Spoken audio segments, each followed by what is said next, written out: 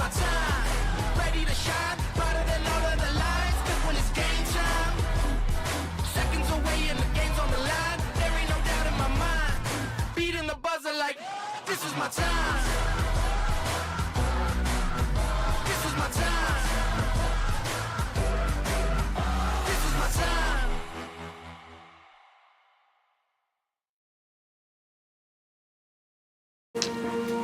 I am more than a craftsman. I'm more than an outdoorsman. I am more than a maker. I am more than a firefighter. More than a teacher. Than a student. Than a leader. A singer. A healer. I am more than a champion. More than a princess. I am more than a warrior. More than a Tushka. More than a storyteller. More than a protector. Than a graduate. A business owner. An athlete. A pastor. Chata ilfina chili. Chata elefanachili. Chata elefanachili. I am Choctaw proud. I am Choctaw proud. I am Choctaw proud. Choctaw proud. Choctaw proud. I am Choctaw proud. We are the Choctaw Nation, and together we're more.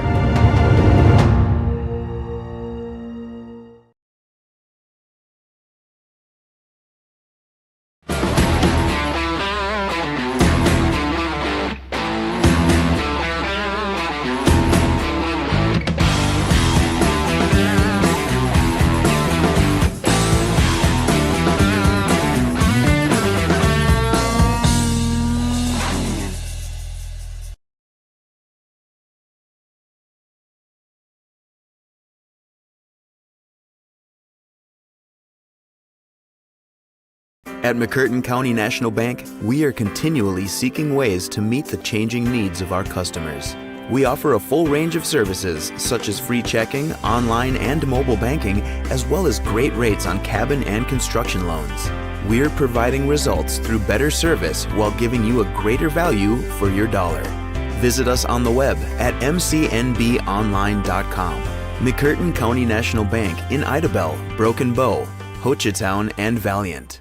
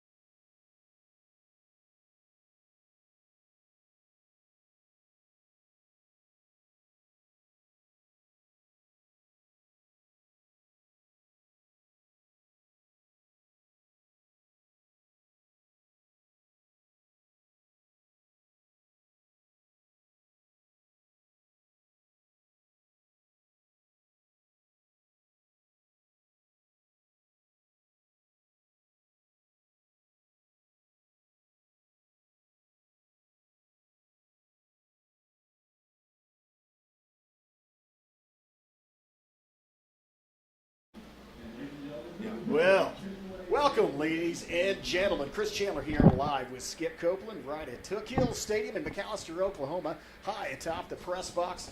Zach West on camera. We are about 10 minutes away from the kickoff to this 2024 Savage football season, and it promises to be an exciting one.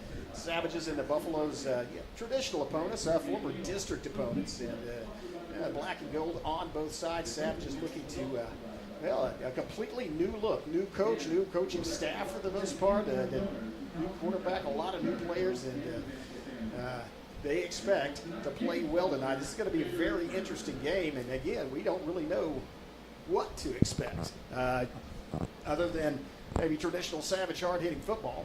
Savages have had a couple of scrimmages, of course, against Atoka Dixon last week, and then an inter-squad scrimmage in spring practice, but haven't. There's a big difference between playing in a scrimmage and, of course, with the emphasis on safety tackle, you don't bring them all the way to the ground in a game where it's 100% full action.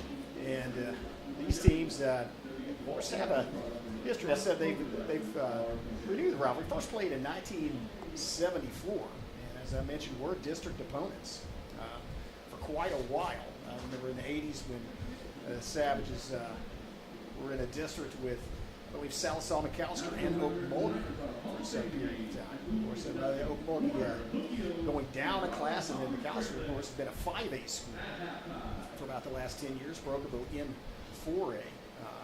They have swapped victories over the years. Savages only one win in the last 6 meetings of these teams, and that was in 2020, 22-13. Sorry, that was in 2017. Brookable won 36-0. McAlester, it has been a close game other than the 2021 recently, the 39-7 victory by the Eric McCarty-led Buffaloes. Of course, McCarty now with the Oklahoma Sooners playing defensive back for OU. Savages lost last year 23-13. Again, a 10-point game, very close game. It was in contention till the very end. 2022, same margin of victory. Buffs come away 34-24. And we already mentioned the 2020 and 2021 games. Back in 2016, it was a 13-12 McAlester win. So despite the overall records of these teams during those respective seasons, this game has, other than those two exceptions, broken both 36-0 blowout and shutout, and then the Buffalo victory by over 25 points. It has been a fairly close game. And so Savages are, looking to get a little revenge, I guess. They have, as I mentioned, last victory for Brokobo was in 2017, and that was a shutout. But Savages, for the last 7 years, just a different look. We'll look at the offense again. Let's do that. Let's thank our sponsors. A huge thanks to McCurtain County National Bank, sponsor of live broadcast of Savage football since 1983, and a sponsor again this year for our live stream. Thanks to the Broken Tiki. Appreciate their sponsorship of the Savages, returning sponsor, and the Choctaw Nation of Oklahoma Together We're More program. And we will have different videos, different ads from the Choctaw Nation, one per month. And that is a tremendous ad campaign by the Choctaw Nation. Appreciate all of their support. Also, a big thanks to the Brokobo Family Clinic right there, open 8 to 5 Monday through Thursday, right there at 115 First Street in Broken Bow. To Cheryl's Pharmacy, kind of a catty corner across the street for the Brokobo Clinic, right there, First Street. It's been there since, I think, 1919, something like that. But Cheryl's Pharmacy, longtime sponsor of Savage football as well.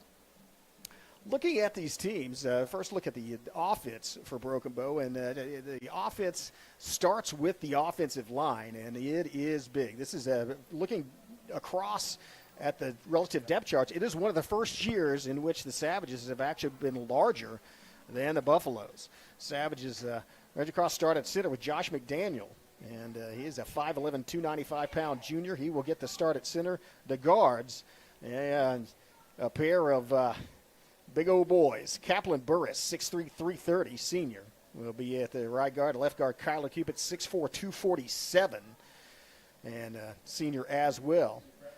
Looking at the tackles, it's going to be Reese Hoover, returning starter at that position, 6'3", 263, number 66 on your program. Then Camden Jackman, a junior, starting at the left tackle. He's 6'5", listed at 6'5", 275, and it is every bit of that weight. He's number 75. And then A.J. Brannon will be playing in the Y position, also known to old-timers as the tight end, 6'1", 195. Looking at the quarterback, well, this is going to be the first varsity start for Graydon Howe, 5'11", 172-pound sensational sophomore, a four-sport athlete. Of course, broke the freshman scoring record for the Savage basketball team last year.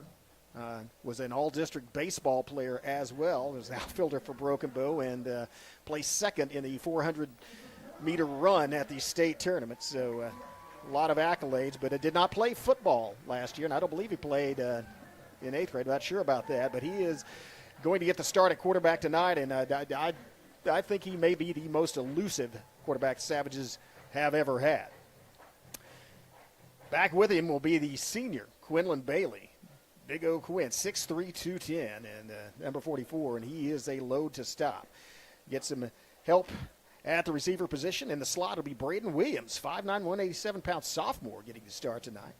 DeJuan Hall, a freshman, the only freshman starter on the offense, will be at the Z position, 5'11", 160. Expect great things from him. And then Tyron Tenhero, a experienced senior returning at 5'8", 145. He'll be at the X. That's the offense, and looks like we're about to have the national anthem, and so we'll join the McAlester marching band for that and be back with the kickoff of this game between Broken Bow and McAlester.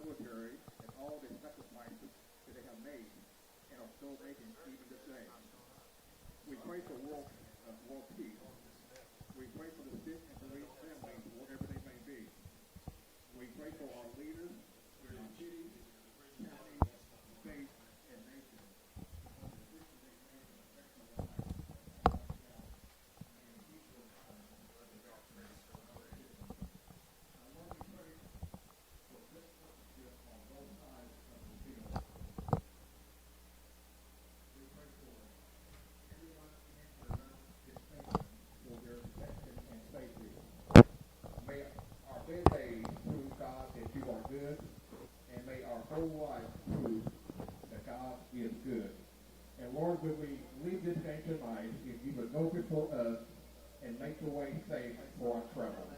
We ask it all in thy Son, Jesus' name. Thank God, and amen.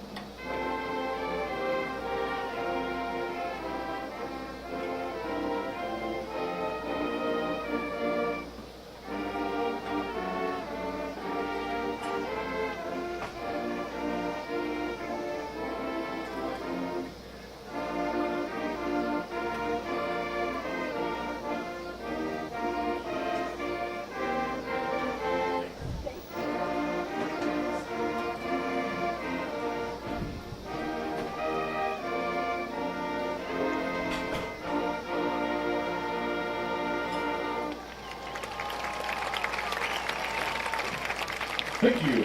And now, to honor America and the brave women and men serving our country throughout the world, please join the Pride in McAlester Marching Band in the playing of our national anthem.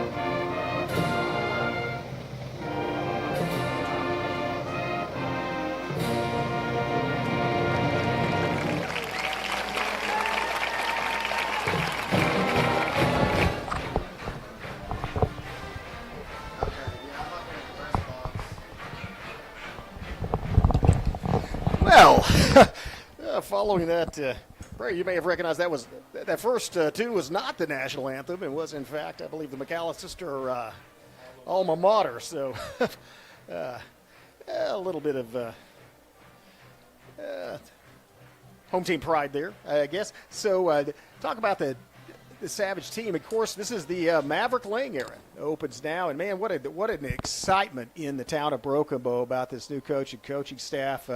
Some things we have never seen before. The dads with decals and mobs of fall and getting parents involved, and they have over 80 players out for football. That's just harkens back to the days when it was one of the only sports offered, and you always had good participation. But there is some excitement and some buzz in Broken Bow about this football team, and so they are really excited, as are we, to see them against an opponent, a higher class opponent, a 5A opponent. It's, of course, Broken Bow in 4A4, and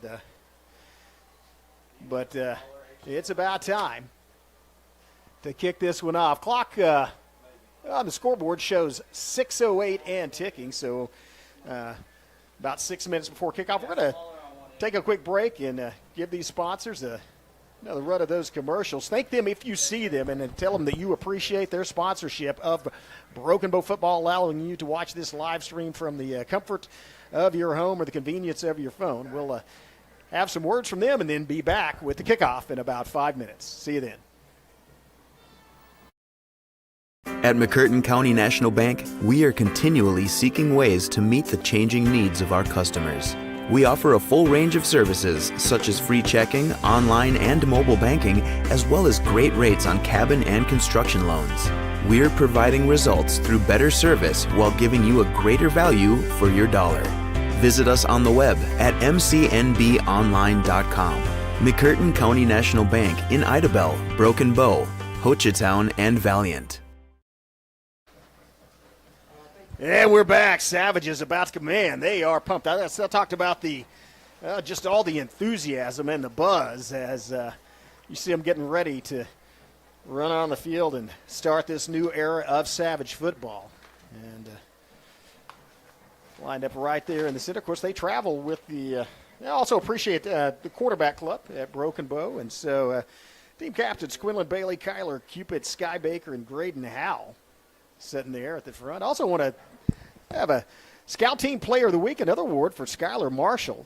Good job in practice, allowing them to prepare. And then also the Teacher of the Week, selected by the Savage football team, is James Kuiper, a fascinating guy, a history teacher, also the esports coach of the award-winning champion Savage esport team. Savage is looking like they're about to break things down, and they're waiting for Howell to return.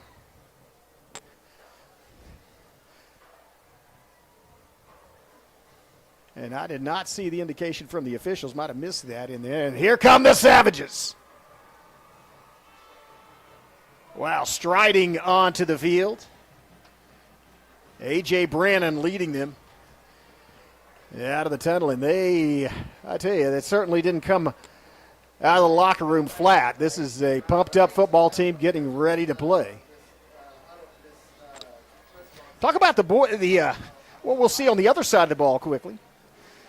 McAlester Buffaloes, again, they have once again graduated a D1 prospect. It's Malachi Rice, who is now at Washington State. I believe he's a redshirt. You won't see him in the field this year, but follows a tradition there. And we talked in the pregame. I don't know if you actually may not have heard that part, but talked about how the Savages have played this Buffalo team over the last 6 years, and every one of those years have been facing a D1 level opponent. Talked about how it was Eric McCarty for a couple of years there, and then, of course, Rice starting it on the basketball team as well, but he's got it. So the Buffaloes look like they're going to be led by Kason Washington Maisie at quarterback tonight.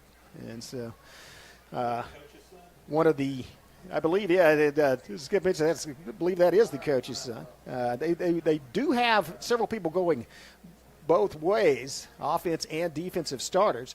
Looking at the defense for the Buffaloes, people to watch, of course, linebacker Will Spears, who was number 40 last year, he'll be wearing number 10 this year, 6'2", 200, and he can move. And one of the big matchups is going to be the Savage offensive line against the linebacking core for the Buffaloes. The other interior linebacker, Pfeiffer Mitchell, a 6'1", 210-pound senior. And he's going to be number 3, wearing number 3 tonight. And those are the guys they expect to make tackles. They also have a guy that was a nose guard last year, Nemo Meshintubi. And this is a fire plug, 5'10", 275 pounds. Not playing nose guard, though, tonight. I believe he's going to be lined up at a defensive tackle. And they'll have Brandon Douglas, a 6'1", 235 senior, number 53, actually at the nose. And then Pierce Stachmus, Stachmus, 6'3", 230, the other defensive tackle. But impressive size for those guys. They are quick. But, again, the Savage offensive line actually is bigger than the defensive line. So we'll see. And the Savages, of course, are receiving the kickoff. They will get the ball first. We'll be able to see that matchup right off the bat and see how they handle that McAlester defense. Back to receive deep for the Savages. Looks like it's going to be Tenehiro. And Hall, DeJuan Hall, the freshman, back there at the 10-yard line. At the near side.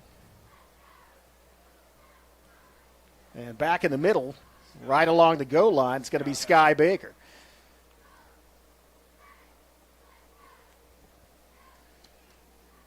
With Braden Williams and Champagne at the 30. You know, we've seen over the past, 2 or 3 years, we've seen these kickoffs. They don't kick them deep. They've been kicking him a high arching kick and trying to have it land around the 30, 35-yard line, giving the defense or the coverage on the kickoff time to get down there. Not sure if that's what they'll do tonight. By the way, you see the sun, a beautiful sunset over there on the opposite side of the field, but it did rain here, so the field is it's not soaked, but it is wet. Had a pretty heavy rain here for about 20 minutes, about an hour before kickoff. And so I don't know if that's going to – it is an artificial surface, so luckily no mud, but let's see if that moisture affects this at all. And we are seconds from getting underway. Welcome to the 2024 season. It's a long but low kick. Actually not that long either. It's fumbled out of bounds at about the 32. That was just I don't know if that was an intentional directional kick or if it slipped off. It went straight over to Sky Baker. And looks like, or was that Champagne that caught it? Okay. I'll be correct. It was Champagne on the near sideline. So it did not go out of bounds before it was touched. So knocked out of bounds the Savages. It will be 1st and 10 for Broken Bow at the 33-yard line. Here comes that huge offensive line we talked about. And they will have Howell and Bailey in the backfield. Trips up at the top. Single receiver down to the bottom. Looks like Williams in the slot. Handoff up the middle. Bailey, huge hole. He runs right through it. 40, 45. Bailey still going. Midfield. Crushing blow, and that was just fantastic blocking. Opened a huge gap, north-south running by Quinlan Bailey. And a first down on first down, and that's the kind of offense the Savages want to see. Ball control offense, those big linemen getting contact, and he went right up the middle on that one. That was an excellent job of blocking, good job of running. 1st and 10 Savages in Buffalo territory, 46-yard line. And they get a mental mistake. Hard count gets the McAlester Buffaloes to jump off sides, and a smart job by the Savage line as they go up-tempo and then have the hard count, try to get them excited. And that's a good, first of all, good discipline by the Savage offense and get 5 yards the easy way. That brings up a 1st and 5 as they switch Williams over to the near side in the slot. Bailey, the single back, trips up top, single receiver down at the bottom. They send switch Williams up to the far side. And then it's Bailey trying to get outside, breaks one tackle, but can't break another one. He was trying to get laterally and did not even get back to the line of scrimmage. Penetration got to him. I believe that was 67. Bailey on the run, tackled by Herb Buffaloes, led by Lennon Pingleton. Quite a bit. That's going to bring him a loss of cover, a loss of 3. Let's see. So the Savages are now facing, again, that was still first down on the penalty, so just a 2nd and 8. As they still have Williams in the slot. Single receiver up top. It's blitz on the side and picked up by Bailey. Here comes Graydon Howell. Throws it in the middle, complete. First pass is complete. The 31st down for the Savages. Nice toss. Way to concentrate. Straight down to Teneharo on a slant route.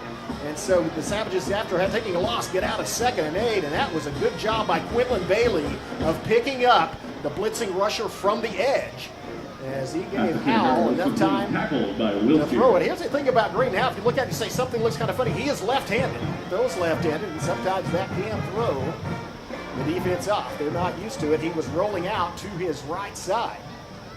Sets the Savages up 1st and 10 on the 26-yard line. Now they're going to send Bailey out as a split receiver. Over the near side, alone the backfield, Howell, passing situation, run to the side. He takes off, has time to throw. Now he's running it. 25-20 and slides just past just short of the first down. It starts when you begin your slide is when you're down, but gets 9 yards. And that may be something. I don't know if it's a wet field. It looked like he intended to do that. Maybe a coach advising just slide down. Don't take that hit. So good gain of 9 on 1st and 10. Savages are rolling. 4 plays into this, and they have marched over 50, or actually have marched 50 yards. And now with the ball in the red zone, 2nd and inches in Buffalo territory from the 17-yard line. Here's a snap. Bailey looking for first down yardage and gets it and more across the across the 15, down to about the 12. Man, I am really impressed by that line surge because Bailey leaned into it, but the first contact was not made until he had already crossed the first down marker. Savage offensive line doing a job on the Buffaloes here early in the first quarter. 9:45. Score tied 0-0 here in the first. Savages took the opening kickoff. Set it up their 32-yard line. And now have it 1st and 10. At the Buffaloes, 14, wrapped up in the backfield, trying to use his strength, and that's going to go nowhere. In fact, loses a yard. Let's call it loses 2 yards. Yes. Looked like it was designed to go back to the weak side. And good job staying home by the Buffaloes as they had numbers over there and got Bailey down before he got back to the line of scrimmage. Brings up a 2nd and 12 from the 21. Well, let's call it from the 20-yard line. 2nd and 12 from the 20. As Savages split out, kind of double slot. You got Baker, I think, in the slot. Now it's a handoff inside. Frazier looking for running room, trying to get some speed on that side. Eludes one tackler, and there's a multiple flags. Where they're throwing it may be a face mask. I'm not sure. Crackback block, and it looks like Sky Baker is slow getting up. Like it's okay, but that's going to, if it's crackback, that's going to bring that play back. I would assume they would take it this far inside. Savage is probably in field goal range. Not sure. I haven't seen how much range Silva has. But yeah, it is indeed. Illegal block in the back by the Savages, and indeed it will replay 2nd down from way back at the 25-yard line. 8:40 left in the first quarter, still tied at 0. Savages driving, but now following a penalty or in what looks like maybe a passing situation. Just 2nd down still. Frazier in the backfield with Hal. Rocky Baker at the slide to roll out, following Frazier, and there's a call. Throw down is complete to Champagne. He's got it at the 15, 10. Probably a holding call, and that one may be coming back as well. And Savage is starting to get penalized. 2nd consecutive play in which there's a penalty, and that's going to bring that back. That was a nice pass and a good route by Champagne. He was wide open. Pulled the ball down and got him back inside the sticks, but now they're going to move further back. Again, they will replay 2nd down once again. But from a the ball's at the 25, so that's going to go all the way back to the 35-yard line. And the line to gain for a first down is the 3. 2nd and 32. You look at that. I like the way that The Savages have varied this offense, though. As they have come out throwing, we had different backs running the ball. Now they have, looks like Brandon split out the wide side, and now here comes Howell up in the pocket. Looks like he might have been past the line of scrimmage, not sure, and that's over the, I guess he wasn't. He pretty wide, threw it right before he got to 35, but falls incomplete, and that's going to bring up 3rd and long. And again, so now the Savages from the 35-yard line have to get a first down. They have to get down to the 3. They're obviously not going to. I wouldn't think they would punt. So you'd like to. You're in 2-down territory. So you don't have to get into the end zone. You have to get inside the 3. So you'd like to make at least half this distance up, get back inside the red zone, and have a shot at the end zone or shot at the first down. Let's see what happens. They've once again got Frazier back in the backfield with Hal. Williams in the slot. Hal drops back, looking downfield. A nice little screen, and then that's an incomplete pass. But feet were taken out from Frazier as he leapt up to catch the ball, and that's going to bring up 4th down. And I don't know. Ball's at the 35-yard. I mean, you're looking at a 52-yard field goal. I don't think they're going to try that. They may actually punt this. Yeah, try to pin the Buffs back inside their own territory. So, yeah, hand it to the Buffs. Of course, Savages, they had a couple of penalties on the way. But really looking impressive driving inside the 15-yard line. And then a couple of penalties and a couple of good defensive plays by McAlester. And it's punt time for the Savages. Back to punt Silva. He's going to go sideways. It's a rugby-style kick. And, an angled kick. It couldn't go out of bounds. Whoa, gets in the end zone. That was a directional kick. He was aimed. Oh, sorry, there's Brandon, not I actually said Silva, who's the kicker, not the punter. But Brandon kicked it, about 5 yards inside of where it needed to be, trying to aim for that corner pylon. So the Buffaloes will have the ball on the 20-yard line to start their first offensive series of this game and of this season. So Savage offense, got to say, it looks impressive. But cut down a couple of penalties and promising try to get the defense to stop McAlester here and get set up a good field position. Switching back around, looks like, and there's a turnabout's good play. I think that may be offsides on the Savages, so it looked like they said we can do that too. And get the Savages to jump. So Buffaloes have yet to snap the ball in offense, but we're now in a 1st and 5 situation at their own 25.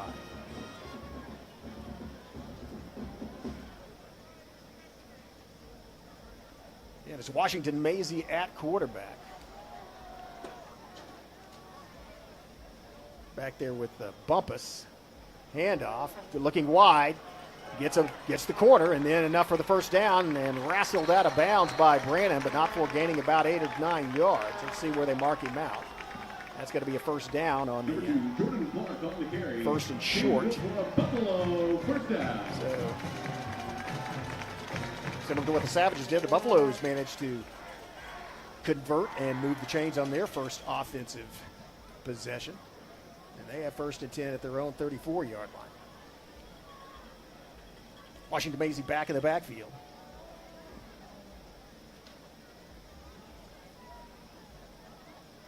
And it looks like it's Clark back there with him. Looks like it may be an audible. He came in talking to the line, and so they may have changed something up based on the Savage defensive lineup. Long, and it looked like it might be a timeout call. Yeah, maybe a penalty. Otherwise, that could be delay of game. Yeah, they took a little too long there. Now it's actually, it is delay of game. Yeah, I'd say there was an audible. As Washington Maisie didn't like what he saw, but he came up and called a different play to his lineman, but the clock was running from the time they set the ball and came out and lined up. And so, having had the benefit of a Savage offsides penalty, they are now on the other side of that coin and have a 1st and 15 from their own 29-yard line. Washington Maisie takes a snap. Fake jet sweep, going to launch it downfield, looking for an open receiver, has it. Wow, and that is a cross, and Pat, that's going to be a touchdown. Just beat, that was Tenejero in the coverage, and they just did they had a jet sweep fake. And man, I tell you, Washington Mason can throw the ball. That was right on the money. But that's not what you like to see defensively. Is they draw first blood. 6-0 is the score. 7:53 left, first period. Looks like they're going to attempt to kick the point after touchdown. Snap is down, ball is up, and it is good. 7-0 is your score. McAlester leads Broken Bow very early, 7:53 left in the first quarter. We'll have a break, have some words from our sponsor. We'll be back with more first quarter action. You're watching Broken Bow Savage Football on the Broken Bow Network.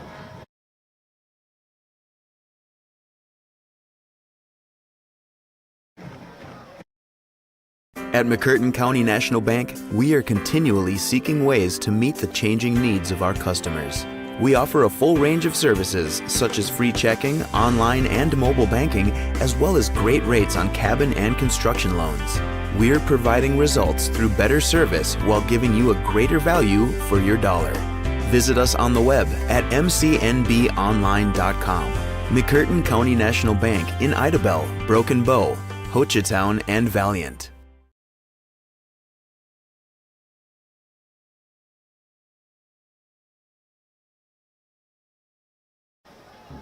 Well, welcome back.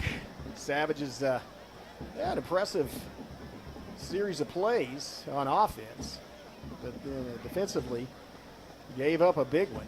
And so as a result, McAlester leads 7-0. 7:53 left in the first period. Savages looking to even things back up, and that last kickoff, it was low and kind of an angled kick over here to the near side. So if they kick it toward Champaign again, and in fact the ball was, that might be intentional, they kick it where the ball is almost out of bounds but not quite, so you have to make a decision on whether to field it or not. But if they try that again, might be an opportunity for either Champaign or Williams to scoop it up and get a pretty good return, or at least set us up a pretty good field position. The ball barely made it back to the 30-yard line. Let's see what happens on this one.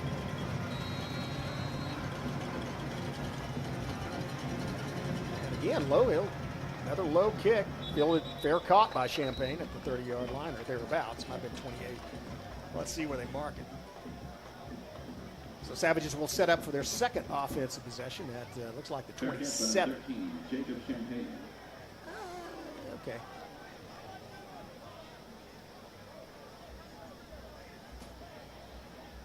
Let's see about the Savage offense. It's interesting. In the early going last series, they went with Bailey. And that great run up the middle, just first play from scrimmage, and then opted to put in Frazier once they were across midfield. Bailey back in the backfield with Hal. Williams at the slot. Handoff, crossbuck up the middle. Bailey again using his bulk and just gets about 3 yards. And then he is forced backward by the black-shirted Buffaloes. So let's call it a gain of 3. That's going to bring up a 2nd and 7.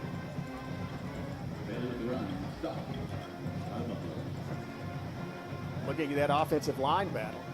Again, the contact was not made till a couple of yards off the line of scrimmage. Good group tackling and pursuit on the football by the Buffaloes. They had about 6 people there once Bailey got past the line of scrimmage. 2nd down, they send Williams across to the far side in the slot. Now it's a handoff. No fakes. Graydon Howell out, throws it into, in and out of the hands of Tenehara. Wishes he had an opportunity with that one. He had the first down. He was right there about 2 yards past the marker and just dropped it. Yet it did rain early, a little bit of a wet field. 3rd down for Broken Bow. So that's going to bring up 3rd down. Man, that was another on-target pass by Graydon Howell, though. So that brings up 3rd and 7. Savages looking for, again, this is a no-huddle offense. They're getting the signals from the sideline. So now they set up. Play clock down to 5, though. Going to have to hurry. Howell with the snap, rolling out to the side. Now it's Howell taking it. Howell may take it up the sideline, and he does. Breaks one tackle. Gets up past the 45. North down, eludes another tackler. 50. Howell across midfield. Tried to outrun him. 45, 40, 30. 35, 30. Oh, no, there's some flags, and Howell is getting into the end zone, but there are 3 flags thrown at about the 35, and you saw that Kyler Cupid holding up his hand saying, look, I didn't touch the guy. So a tremendous run by Howell. He will get the first down. It's going to be marked from the spot of the foul, so Savages will still have it in the Buffalo's into the field. But calls back a touchdown. Man, I did pregame. I said I think Graydon Howell may be the most elusive quarterback Romo's ever had. I stand firm on that statement now. He looked dead to rights there on the sideline, about 5 yards off the line of scrimmage, and just slipped out of the tackle. So this will probably be marked off back to about the 47-yard line. Depends on I looked where the flags are, not where the 43-yard line. Okay. So Savages do get the first down on the Graydon Howell run and have the ball in Buffalo territory.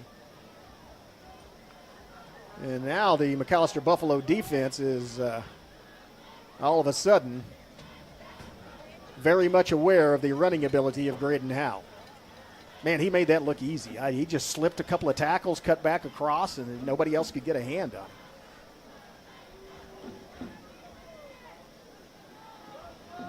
They have Rocky Baker in at the slot.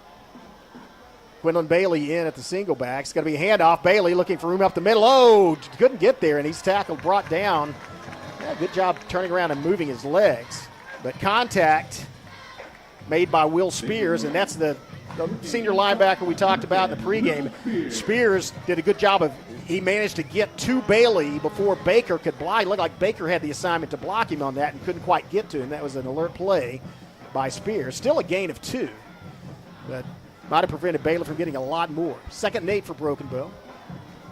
On the 41-yard line, the McAlester Buffaloes, they trail 7-0 here. 6:12 left, first quarter. Howell at quarterback, Frazier in at the running back, and they're going to roll out to the far side. Howell looking downfield, throws it up, kind of for grabs, and wow, that ball went through the hands of one of the defenders, or he got a hand on it. Then Champaign had an opportunity for a tip drill, not much of one, as he was bracketed. It looked like Champaign came up hobbling. He's going to go off to the sideline. So on the incompletion, that's going to bring up 3rd down and long, 3rd and 8 for the Savages. As Howell was pursued and managed to get the ball off, but that was not thrown on the line. It was kind of thrown up where, it was a jump ball. Champaign might be able to go get a couple of those, but he was bracketed. Looks like Howell calls timeout, and wisely so, as it looked like the play clock was about to expire. So timeout on the field. We'll take one as well. Have a word from our sponsor. We'll be right back. You're watching Broken Savage Football on the Broken Network.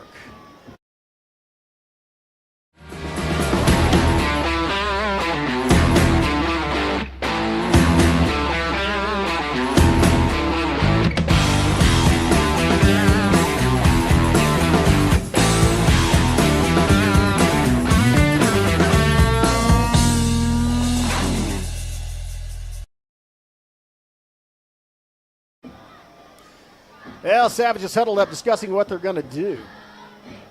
As kind of a crucial moment. They trail 7-0. I mean, still in the first quarter, but they have some momentum. They had a touchdown called back on that first down run by Graydon Howell, and now facing a 3rd and 8 from the 41-yard line of the McAlester Buffaloes. Would like to even things up. Would certainly like to get 8 yards. The line to gain is going to be the 33-yard line of McAlester. Let's see what they have up their sleeves. Frazier, he's close. He gained about 6 of the 8 yards needed, and that's decision time for the Savage coaching staff. They have the ball. He is, never mind. It is 4th and 1. Yeah. First down. 4th and first down. Trust yourself. I thought he got to the first down marker, and then when they were marking off, I thought maybe he didn't. He did. That's a heads-up move by the sophomore quarterback in his first varsity start. Knew where that yard line to gain was and got there. As you saw him got to aim for it on the sideline. And so Savages get 1st and 10 on another Graydon Howell run. Last 2 times the chains have been moved, it has been via the feet of Graydon Howell.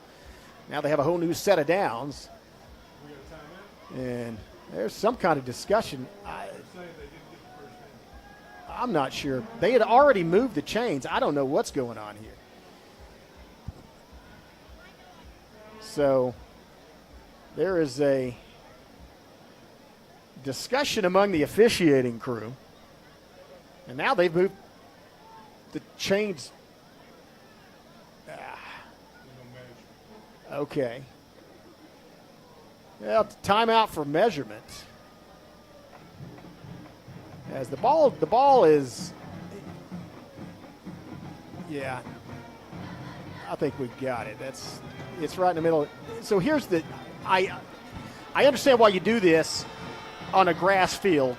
The field's not always marked the same way, but this is turf. Those markings are permanent. So if you're looking at where the 33-yard line is on the sideline, it's in the same position as on the hash marks. Anyway, Savage first down. Good job, Graydon Howe. It looked like that play was designed to go the opposite side, and he got shut off there, used his speed and elusiveness to get to this side on the sideline, 1st and 10. So once again, they're going with, actually, looks like Rocky Baker and Brannon kind of in a double slot position over here, right off the line of scrimmage. And now it's going to be Howell, handoff. Frazier looking for running room, has some blocking, gets to the 30, and forced out of bounds. And there's another penalty. Some more yellow laundry on the field. That's in that area, it's probably holding, and that's exactly what the referee's indicating.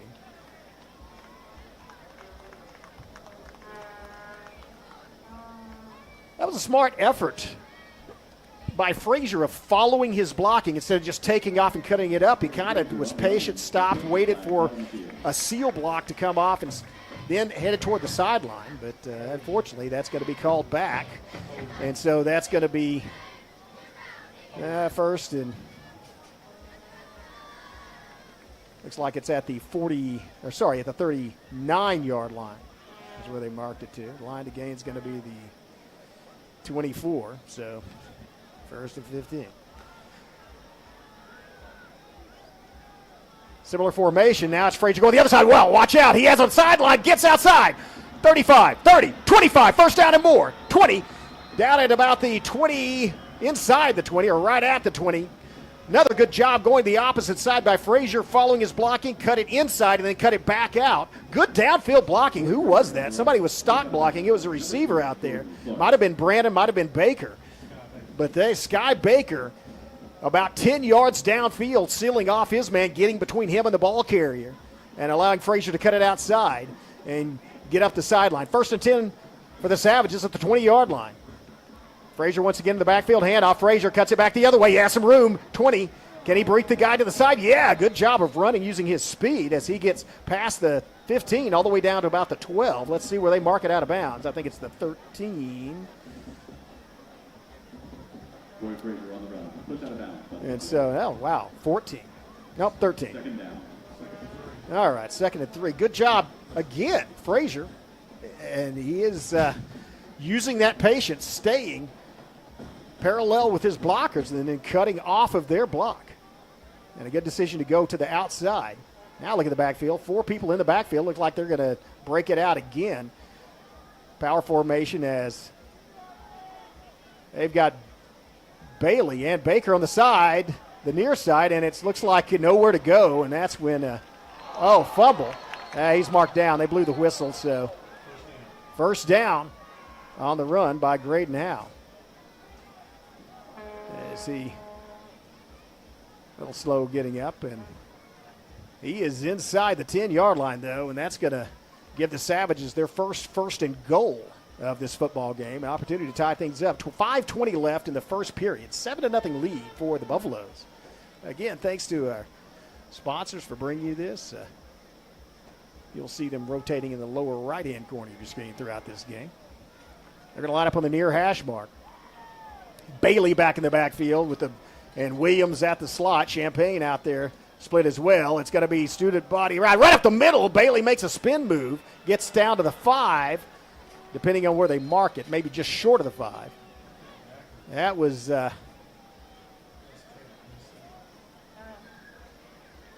big pile of big bodies as he kind of followed that line in there. And marked him down at the 6, just short of the 5. 2nd and goal from the 6 for Broken Bow.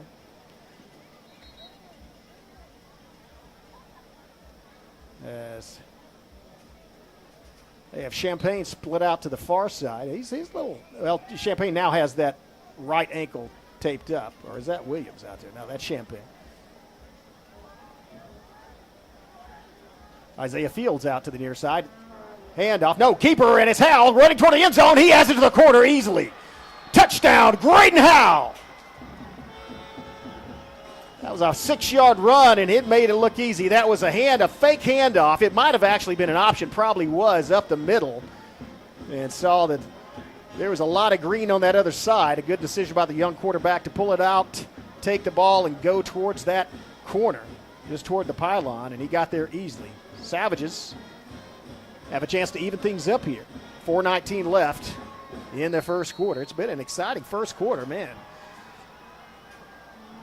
A lot has transpired. They have driven up and down this field. Here's the hold. Silva's kick is up, splits the uprights. It is good. Tie ball game. 7-7 is your score. 4:19 left, first quarter. Savages and Buffaloes knotted up. We'll take a break here from our sponsors. We'll be back with more first quarter action. You're watching Brokovo Savage Football on the Brokovo Network. I am more than a craftsman. I'm more than an outdoorsman. I am more than a maker. I am more than a firefighter. More than a teacher. Then a student. Then a leader. A singer. A healer. I am more than a champion. More than a princess. I am more than a warrior. More than a Tushka. More than a storyteller. More than a protector. Then a graduate. A business owner. An athlete. A pastor. Chatta Yofinachili. Chata elefanachili. Chata elefanachili. I am Choctaw proud. I am Choctaw proud. I am Choctaw proud. Choctaw proud. Choctaw proud. I am Choctaw proud. We are the Choctaw Nation, and together we're more.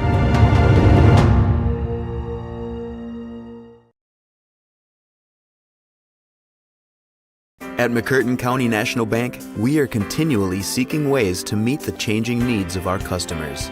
We offer a full range of services such as free checking, online and mobile banking, as well as great rates on cabin and construction loans. We're providing results through better service while giving you a greater value for your dollar. Visit us on the web at mcnbonline.com. McCurtain County National Bank in Idabel, Broken Bow, Hochatown, and Valiant. Savages will kick off for the first time this season after a 6-yard scamper by Graydon Howell. Actually, he got into the end zone twice. One of them called back on a fantastic gravity-defying run, but then the Savages recovered and managed to drive downfield, and he sauntered into the end zone. The extra point was good by Silva, and now it is knotted at 7. So we've got to say, the teams look pretty evenly matched. Different styles of play and a completely different, at least, script so far, as the Savages have steadily marched it downfield. One big play by Howell getting called back, and the Buffaloes have scored on a single big play. It did get a first down. Here's a kick by Silva, and it is a directional kick, and it's returned from the 30. I think about the 33, gets up to about the 43. Let's see where they mark him out. He was knocked into the Savage side. Wow, all the way to the 45-yard line is where they're marking it down. So, 1st and 10 for the Buffaloes at their 45-yard line. First down, Buffalo. And, I don't know. I'm going to imagine that they are going to try to strike deep again based on not only the success of that play, but also the arm of Washington Maisie. Man, he hit the receiver in stride on that last strike. See what the Savages have. Need to get some pressure on. And there's looks like they may be changing the play. There's a lot of time left on the play clock. Still over 10 seconds. So, you see, Washington Maisie gives instructions to his line. Ball snap. That looks like a simple swing pass out of the backfield. Chased to the 50, but gets past midfield and then knocked out of bounds by Bailey, but not before getting all the way down inside the Savage 40 to the 37.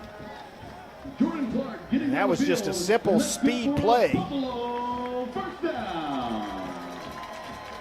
As they they thought they had an advantage on this sideline. Tossed it out of the backfield, and then it was just a foot race inside Savage territory. 1st and 10 for the Buffaloes, 38-yard line.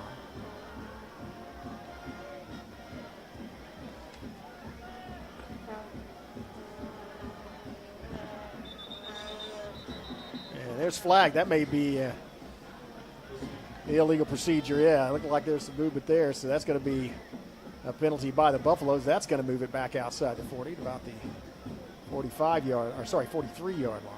They'll face 1st and 15.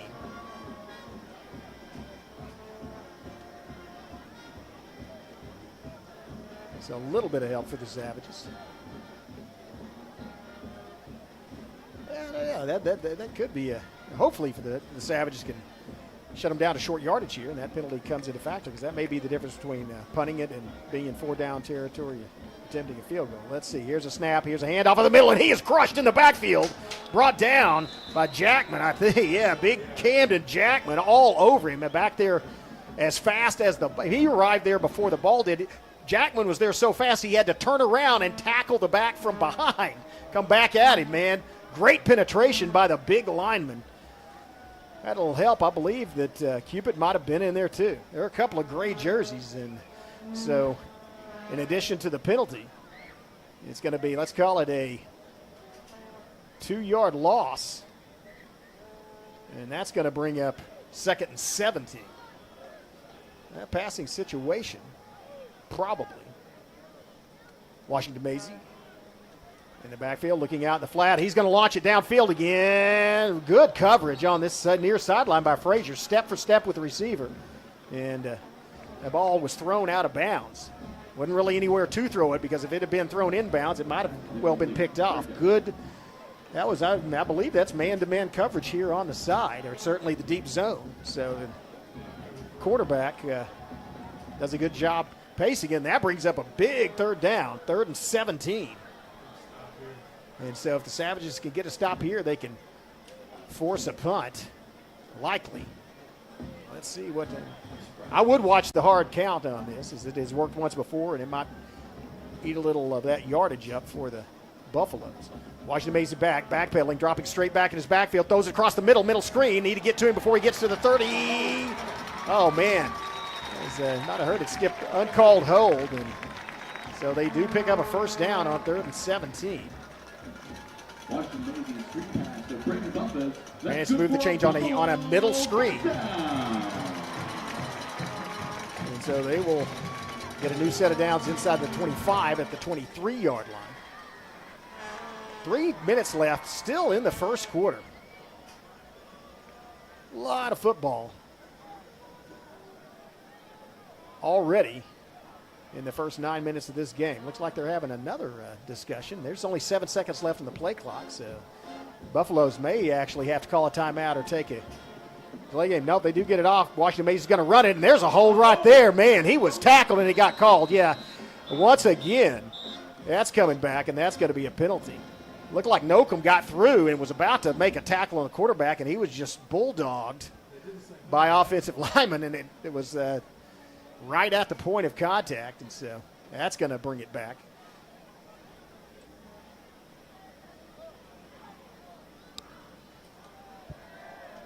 So once they march this off, it will still be 1st down. From a lot further back. And that actually might have taken them out of field goal range. I mean, I keep I'm talking way ahead of myself. There's still 3 plays left, but that's a 33-yard line is where the ball's at. Line to gain is 13. 1st and 20. There's a lot of people right there in the middle of the field. Slot kind of, and now they break him out to the other side. They try a power run across off tag. They do, and they're just trying to get bodies on the Savages, get numbers out there. They do pick up about 4 yards, but don't get back inside the sticks. Good reaction by the Savage defense. As once they flipped the slot over there, they had numbers there momentarily, and the Savages just did a good job of running toward the football once they recognized the handoff. So that's a gain of, let's call it 5. Brings up 2nd and 15. They may try middle screen again. And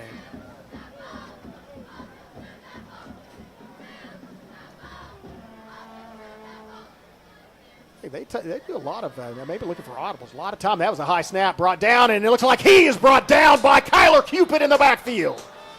Cupid came looking like unhindered into that backfield. Man, that's another tackle for loss by the Savage defense. One for Jackman, one for Cupid. And now that brings up a huge third down. That's all the way outside the 30. It's called officially. I guess officially it would be at the 30. It's halfway between the 30 and 31. Again, the line to gain is the Broken Bow 13-yard line.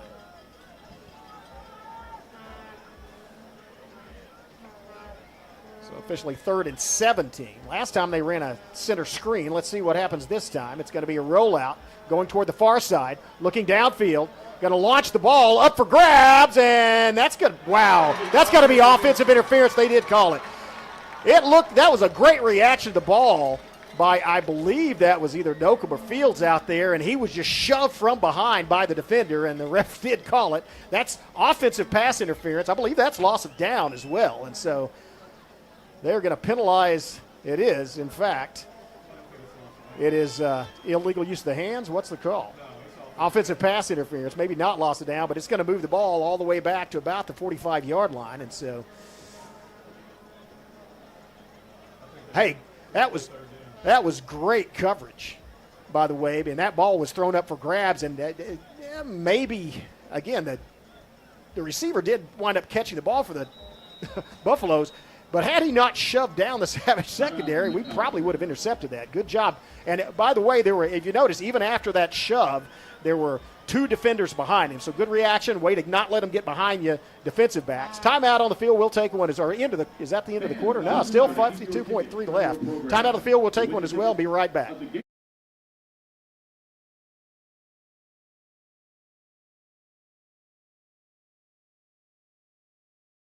Get a...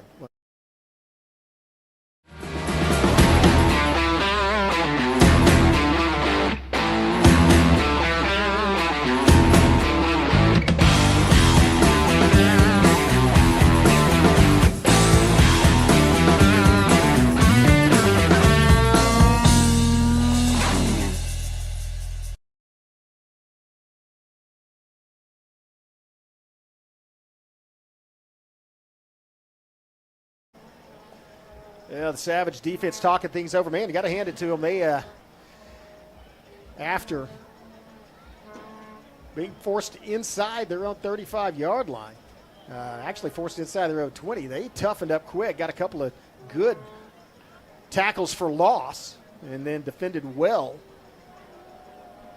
on a third down play.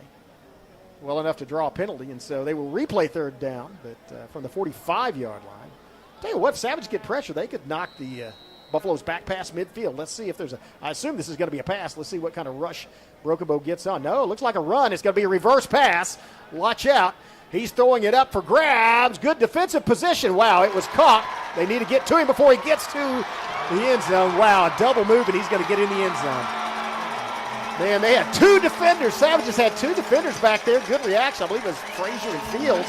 But neither one of them could get to the ball, and then they could not get to the wide receiver. So that's the second huge big play score. A 45-yarder this time for the Buffaloes. And so both of their touchdowns have come on passes of over 40 yards. That one a 45-yarder, and that's going to put the Buffs up 13-0, a chance to go up. 13-7, chance to go up 14-7 with the PAT. Good snap, good kick, and it is 14-7. Still in the first quarter. This is the highest scoring game so far. 39.2 seconds left in the first. Savages trail 14-7. Let's see what they can do. When we come back, Savages will receive the ball down by 7. You're watching Broken Bow Savage football on the Broken Bow Network.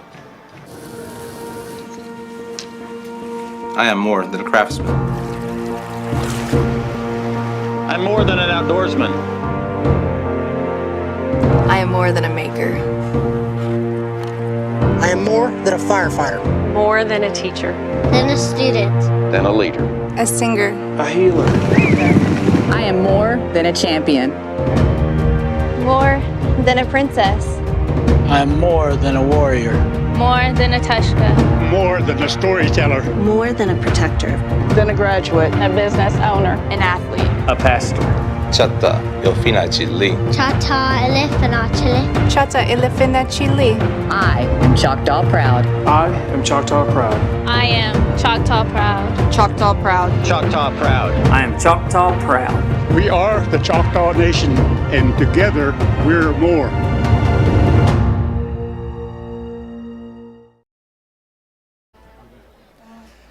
Well, it has not been a defensive struggle. It is 14-7. McAlester leads it on their home field here, still in the first quarter. Savages will receive the ball.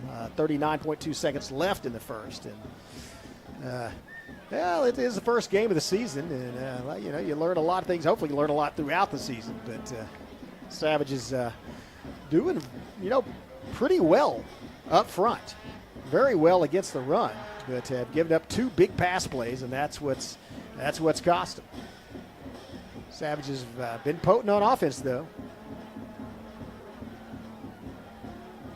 as they have moved the ball, really moved the ball down the field on all of their possessions. Only they actually got a couple of penalties that were costly to them after getting inside the 30-yard line on one of the non-scoring drives. Let's see where this one usually comes around the 30-yard line, and it is once again fair caught at the 25.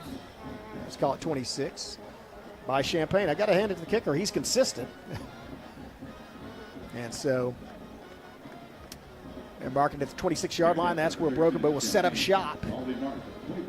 As officially the ball was kicked and fair caught, so no time went off the clock. Still 39.2 seconds left in this first period.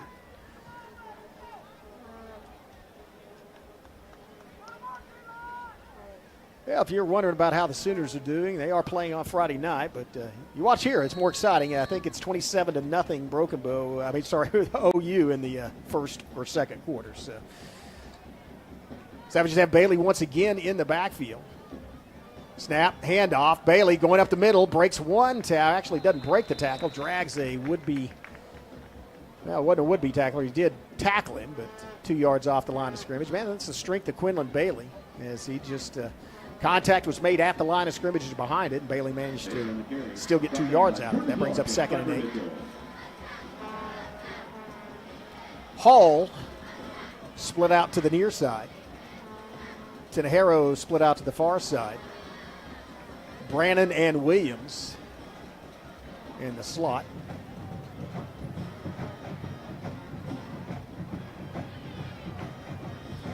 Cole Patrick in at running back, I believe. And that's going to be the quarter. So at the end of one, Savages have 7 points on the board, but the Buffaloes have 14. Savages, however, have the ball. 1st and 10. We'll be back with second quarter action after these messages from our sponsors. You're watching Broken Bow Savage Football on the Broken Bow Network. Oh, man.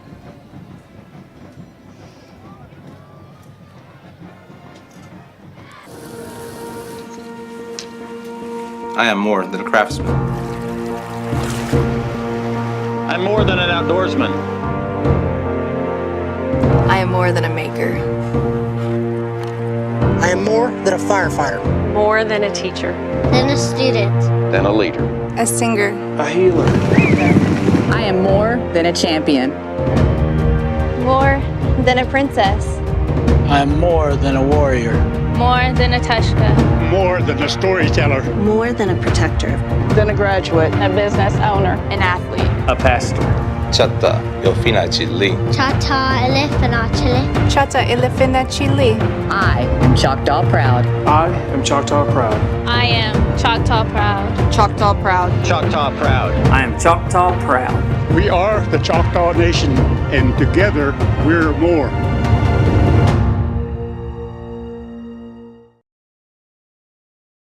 At McCurtain County National Bank, we are continually seeking ways to meet the changing needs of our customers.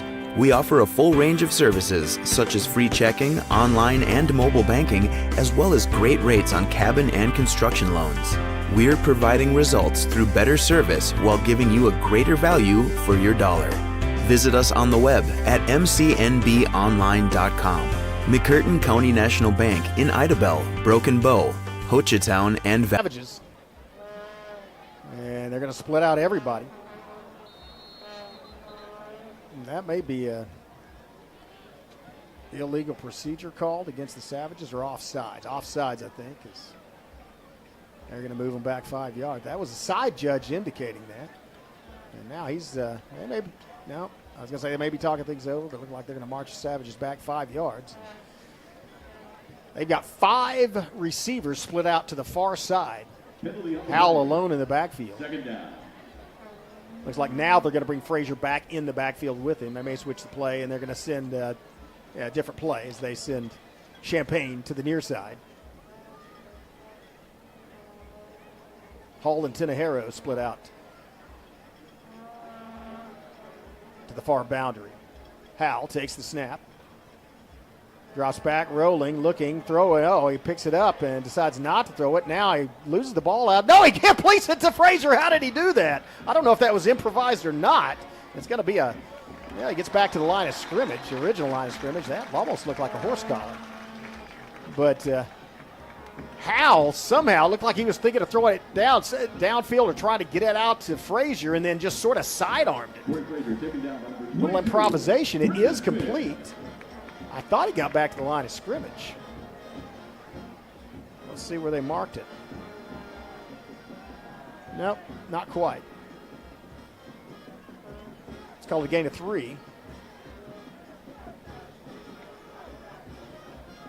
So that's odd. 3rd and 12. Back to pass once again.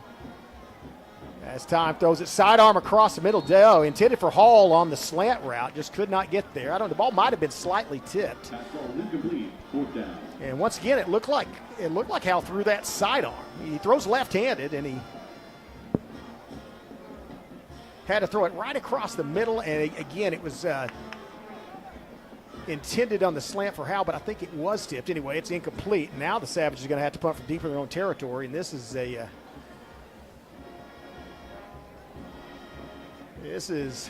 chance for the Buffaloes to wind up in good field position. Savages need a good punt here, as the line of scrimmage is inside their own 25 at their own 24. And so Brandon will be kicking it from somewhere around his own 18-yard line. Let's see. Out the side, rugby style, gets it off. High, wow, what a high kick. That thing is up in the sky and got it across midfield. So fielded in a sliding grasp by the Buffaloes at the 47, their own 47-yard line. Or actually their own 46. Well, now at their own 47. So that's where McAlester will set up shop. Savages, again, doing a pretty good job against the run. And decent, and basically 2 out of 3 downs. Good job against the pass, but just have given up 2 big plays. So let's see what the Buffaloes have drawn up for this first play for their offense in the second quarter. Looking at the sideline again, they're audibling out, so they're switching it. Washington Mason yelling to his line. Here's the snap, backpedaling, and there's going to be probably illegal. That could be delay of game. I'm not sure. I wasn't looking at the play clock that time. Let's see what the call is. Oh, timeout call to avoid a delay of game. Yes, was it called by Broken Bow or by McAlester? So, yeah, called to avoid the delay of game, and so timeout on the field. We're going to stay right here. Talk this over because, again, we are still, it just seems like it has been a lot more football that is played time-wise. As still 10:49 left in the first half, barely here. We're only 71 seconds into the second quarter. 14-7, McAlester leads. Savages did have a touchdown, a fantastic, impressive touchdown run called back. And then Graydon Howell went in from 6 yards out.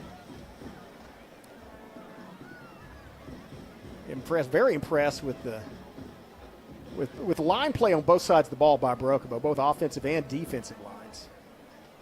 Have looked solid. Again, the Buffs have managed to throw it downfield. Well, the one thing I would say Savages need to do a better job is maybe getting pressure on the quarterback. They have penetrated and actually had tackles for loss on runs, but when they drop back to pass, and here's a flat pass out, swing pass. That's the same one that he got yardage last time, and he bounces it outside. I believe that's Smith with the football, instead of the basketball. Smith, and he just bounced it out and then ran to the corner, got past the line to gain, and a lot more as he gets into Savage territory. And in fact, inside the 40-yard line to the Savage 38.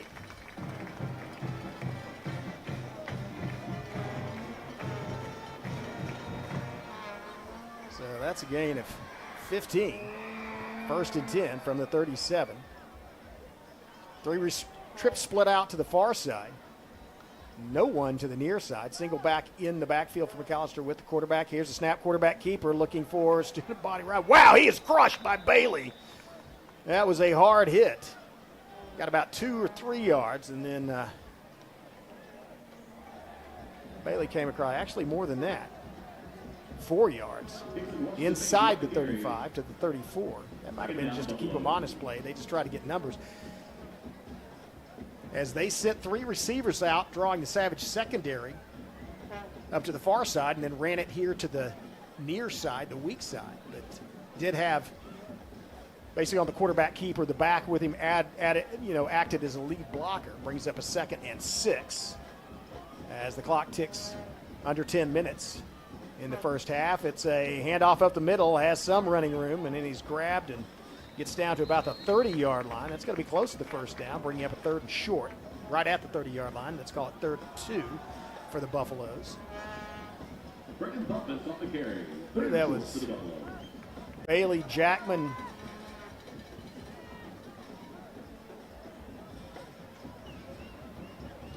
and I couldn't see who else was in there on the tackle for the Savages. 3 gray jerseys bringing him down, but not before he gets within 2 yards of the first down. And may expect a hard count or run up the middle here. I don't know. They may try to take a shot at the end zone.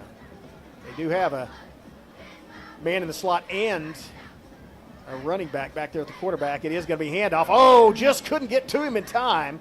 He stopped short. I believe he's short of the first down. Got about 1. But it was either, I think that was Bailey that came flying. Bailey or Kaplan. Burr sitting out there. Came flying through and just couldn't get to him in the backfield, or else he might have been knocked down for a loss. I do not think he got the first down, though. He did not. It was a gain of 1. That brings up decision time. 4th and 1 for the Buffaloes. They lead by 7. 8:43 left in this first half. And, play clock is 10, and they are just breaking the huddle again. They may have to call timeout or get a delay of game penalty. They are not going to get, I don't think they're going to get, 3 seconds, 2 seconds. They're going to have to hurry to get it off. They do, and he makes it. Whoa, ball stripped, and it's Savage football.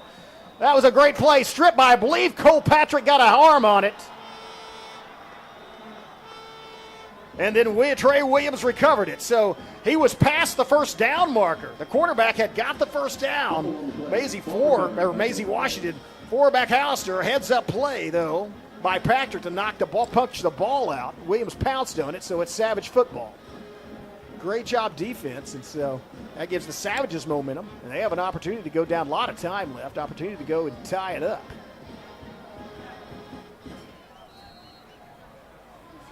Mentioned the Savages have all 3 timeouts left. Buffaloes just have 1, at least according to the scoreboard. And there's lots of guys. 8 minutes and 20 seconds. That's forever in this game. And again, that's just, if you just want to join us, it's just until the first half. We'd like to see the Savages tie it up, though, for then. Frazier in the backfield. Here's a handoff. Frazier looking at running room up the middle, doesn't get it. Runs right into a defender. And he's taken down. I believe that was Mitchell. Pfeiffer Mitchell on the tackle, the senior linebacker. Frazier on the carry, taken down by number 3, Pfeiffer Mitchell. And that's an experienced inside linebacker core. Both those guys seniors, both of them pretty effective players. And so that was actually not only not a gain, that was a loss of one. Brings up a 2nd and 11 for Broken Bow.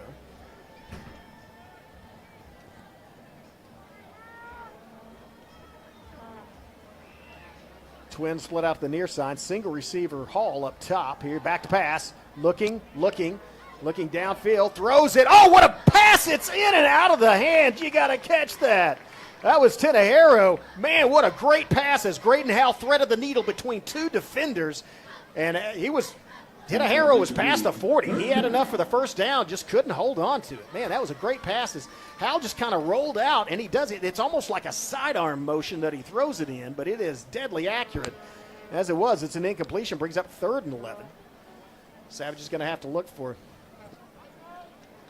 well, that was a good call as everything was there except for the catch. And now snap back to pass, looking under pressure, watch out. And Howell just dumps it again, a little high, but Hall could not quite get to it. Had a nice touch on it. It wasn't thrown too hard. It was kind of lofted out there in front of Hall, but that also incomplete, and therefore it's going to be 4th and 11, and Savages are going to have to punt.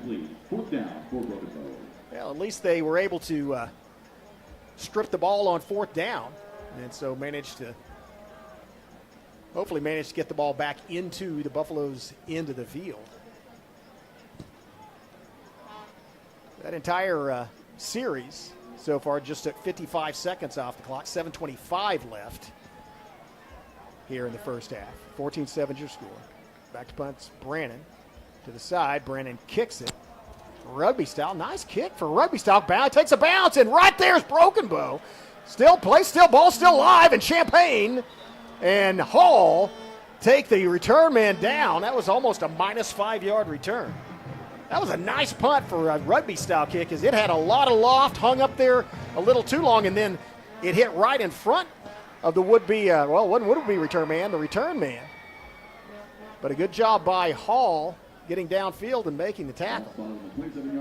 So that really did change field position as the Savages had it inside their own 30, and now it is all the way back to the 27-yard line of the Buffs. 1st and 10. Washington Maisie at QB. And once again, they're getting audible from the sideline. Still 10 seconds left on the play clock.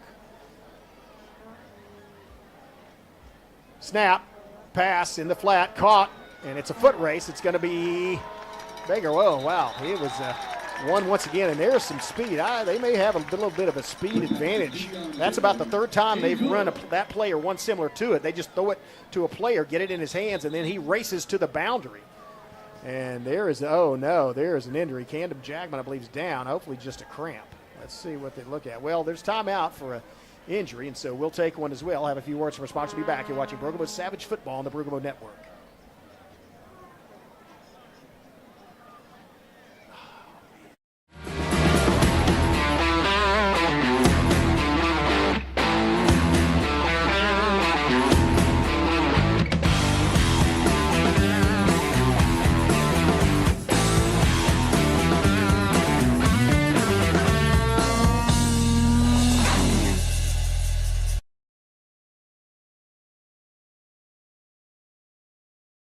At McCurtain County National Bank, we are continually seeking ways to meet the changing needs of our customers. We offer a full range of services such as free checking, online and mobile banking, as well as great rates on cabin and construction loans. We're providing results through better service while giving you a greater value for your dollar. Visit us on the web at mcnbonline.com. McCurtain County National Bank in Idabel, Broken Bow, Hochatown, and Valiant.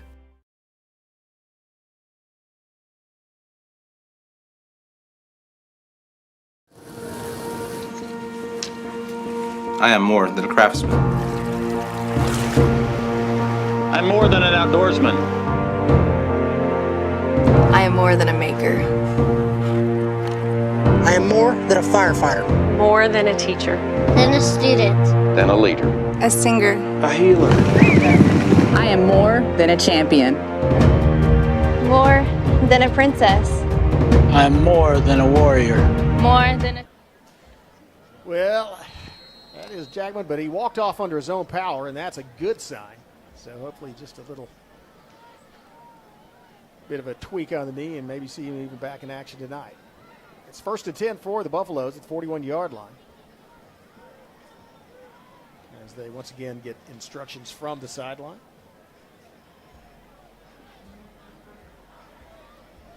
Play clock down to 4. 3, 2.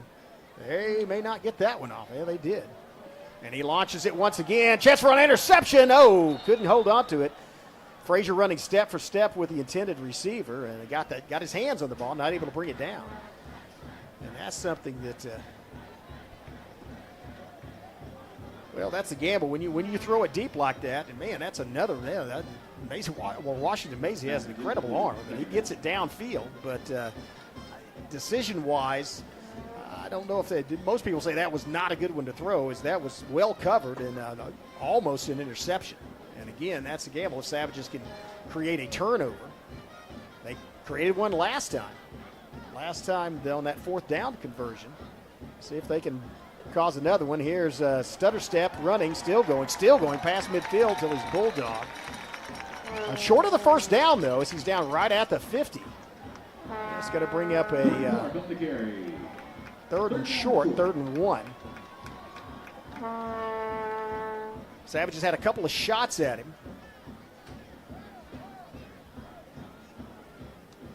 Right past the line of scrimmage. Couldn't get hands on him, though. Or at least they couldn't get a shoulder into him to bring him down. That's going to be 3rd. Let's see if there's a hard count or a run up the middle. They need 1 yard for the 1st down. Now it's going to be a quarterback keeper, same play as last time in short yardage. Try race outside, gets past one Savage. Forced out of bounds, but not before gaining the 1st down. Sky Baker on the tackle. And that's going to be in Savage territory. And 4 more downs for the Buffaloes. 6:15 left. 1st half. 14-7 is your score.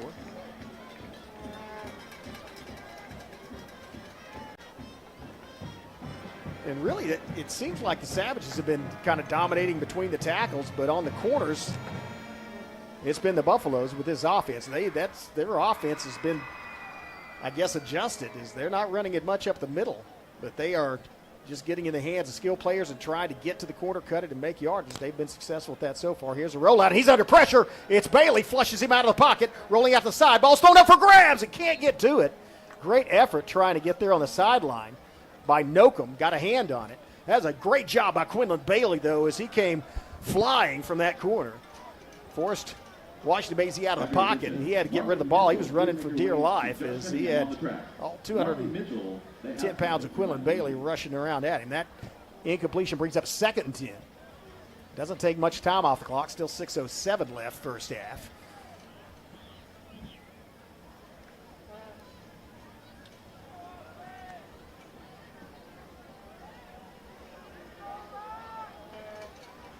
As it looked like that receiver on the far side rocked a little. He might have been in motion. There's a fake, and now it's another launch downfield, right down the middle. Can't get to it. Coverage by Nokum. Or sorry, that's actually coverage by Isaiah Fields. And that's likely to be a hold. Penalty right at the line of scrimmage, probably holding in that area. Let's see what it is. Illegal procedure.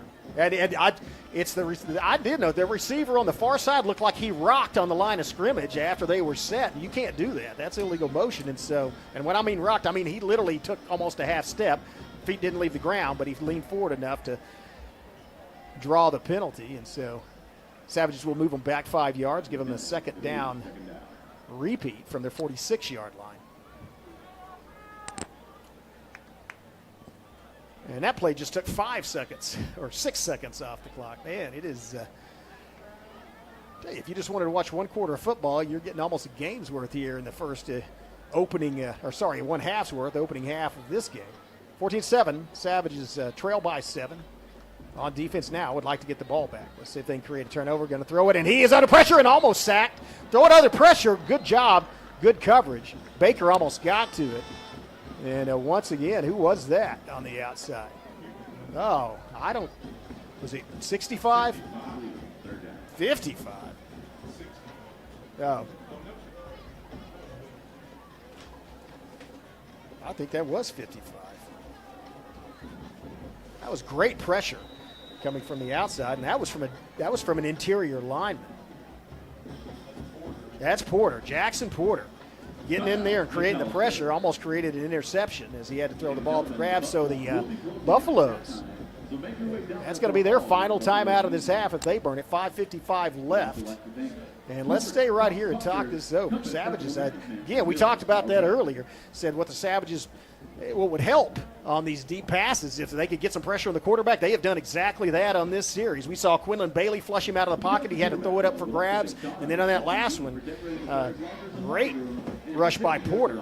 Again, he threw it up again, and one of the Savage defenders got a hand on it.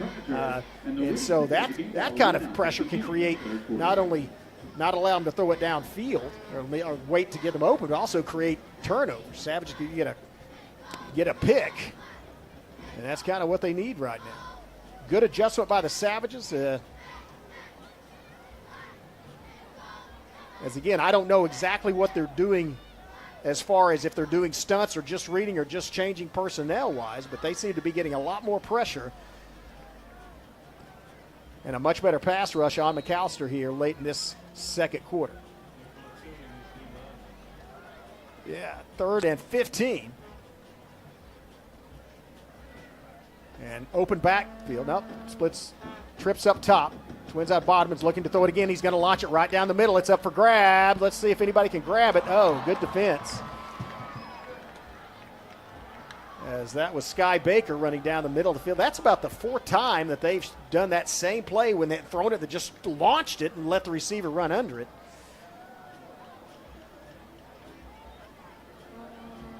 And that's one when, again, it is literally thrown up for grabs. So that brings up 4th down. I think they may be going for it. The ball's at the 41. Or sorry, the ball. The line to gain is the 31. The ball's at the 46. And they are. At least they're punting it. And here's a directional punt going toward the near sideline. Wow, boy, that's a great hit. It does get in the end zone, luckily for the Savages, as it sort of did a 9-iron shot there on that wet grass and almost slowed, but the Savages will have the ball on the 20-yard line, and here's the opportunity. 5:39 left in this first half. Savages trail by 7, 14-7. They have 5:39 and all 3 of their timeouts. So far the Savages have, according to the scoreboard, 82 yards rushing and 18 yards passing for 100 total yards. Buffalo's, on the other hand, 34 yards rushing, 150 passing, and most of that is on 2 plays. So Savages come onto the field. Howell at quarterback, Frazier. And they're going to put Porter in for the injured Jackman. Good job, Porter, blocking it. Now it's going to be Howell rolling out to the side, looking downfield, triple pumps. Now he just kind of, and that should be a penalty. It is. He was 5 yards out of bounds. Howell was 5 yards out of bounds, and the defender continued to pull him down and drove him into the ground. He's not injured or anything, but that's going to add 15 for unsportsmanlike conduct. And so he went out of bounds at about the 29. Let's see how much we add to it. That's going to be really good field position for Brocabo, 1st and 10. It's automatic 1st and 10 on that play anyway, but I think he got it regardless. He's going to move it around, ball around midfield. Well, not quite. 41-yard line.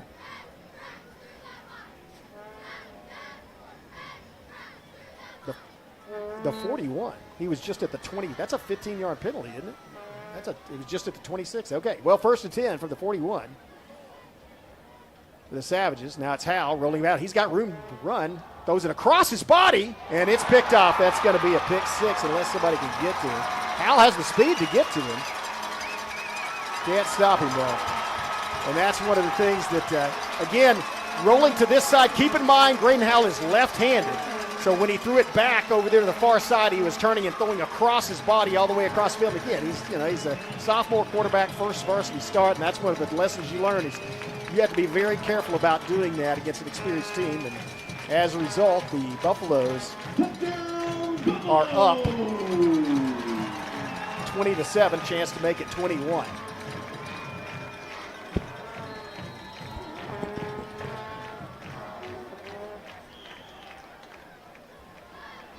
And a pick six, and those kind of things, they're huge momentum. Wow. I tell you, Quinlan Bailey just shoved two defenders into the backfield and almost blocked the kick. Good effort by him. It is good, though, and so the score now is 21-7, 5:17 left. And so the Savages will receive the ball with lots of time left on the clock, enough to drive down the score, but now they're down by 2 touchdowns. We're going to take a quick break. Have a word from our sponsor. Be right back. You're watching Bergamo Savage Football on the Bergamo Network.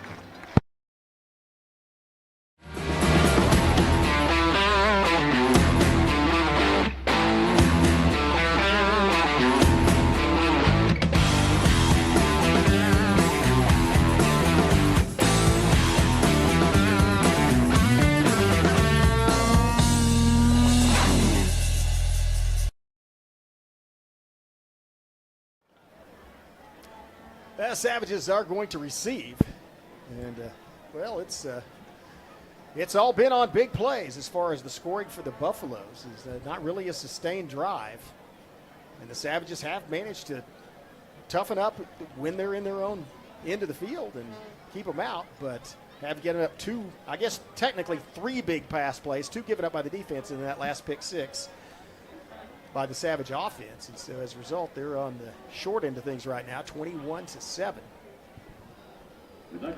Coming to the game, of course, McAlester, big favorite coming into the game. Again, Savages, I suppose, rated to finish last in District 4A4. I think that is that's a far underrates this Savage team. They don't know these athletes or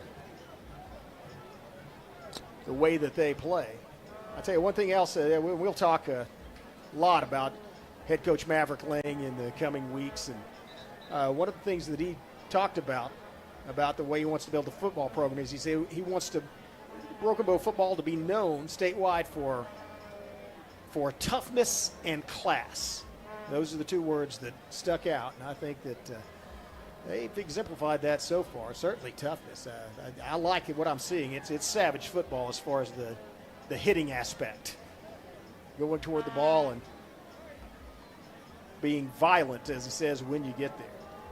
Again, the Savages, I look for a turn like that. They almost expect to be a fair catch by Jacob Champagne here at the 30-yard line, or between the 25 and 30, if this follows the trend thus far in this game. Let's see where this one goes. No, this one's a lower kick. This one's going to be fielded and returnable. It goes between the legs of Hall. Hall's going to have to scoop it up at the 10.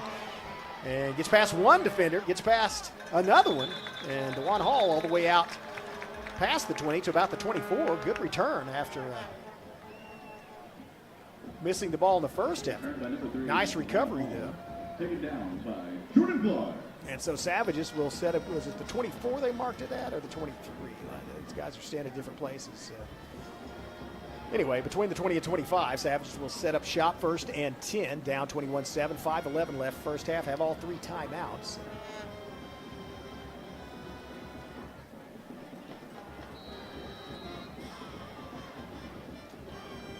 As they line up, Bailey back in the backfield with Howe. They've got Rocky Baker in the slot. And there's a penalty, and that may be illegal procedure against Broken Bow. Or offsides. Actually, no. Offsides against McAlester. Give up 5 the easy way, and so good for the Savages.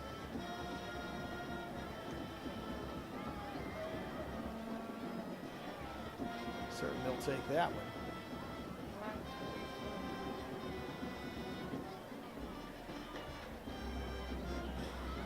You've got A.J. Brennan split out way here to the near boundary. Tinahero between him and the line. And then, as I mentioned, Rocky Baker in the slot. Juwan Hall, the single receiver, split out to the far side. Snap taken by Hal, handoff. Bailey up the middle looking for running room and doesn't have much as he runs into a couple of Buffaloes about a yard off the line of scrimmage. Push back, that's a gain of 1. After the penalty, though, makes it 2nd and short. Why does that down marker say 4th? Yeah, it's 2nd down. It'll be 2nd and 4. Bailey with a short run, 2nd down. Yeah. Okay, there you go. Yeah, with the dial-a-down, it's actually not a dial-a-down. It's one of the old flip ones, old school, but he had a 4 up there. So 2nd and 4 for Broken Bow. After 1 yard gain by Bailey. Same formation. Well, actually not, as they have trips split out to this. Now they send Baker the slot to the other side, up the middle. No, keeper. And Hal still going. Still going. They can't tackle him. He is so slifty. Hal still going. Hal gets past the last defender, 40, 35, 30, to a 10-5 touchdown. Graydon Hal, the wizard. How do you do that? It's like he phased into a different dimension between, if it would be defenders, all the way to the end zone. Man, that's a way to get the momentum back. Incredible. Graydon Hal with his 2nd touchdown run of the game gets the Savages within 8. Victor Silva has the opportunity to make it 7.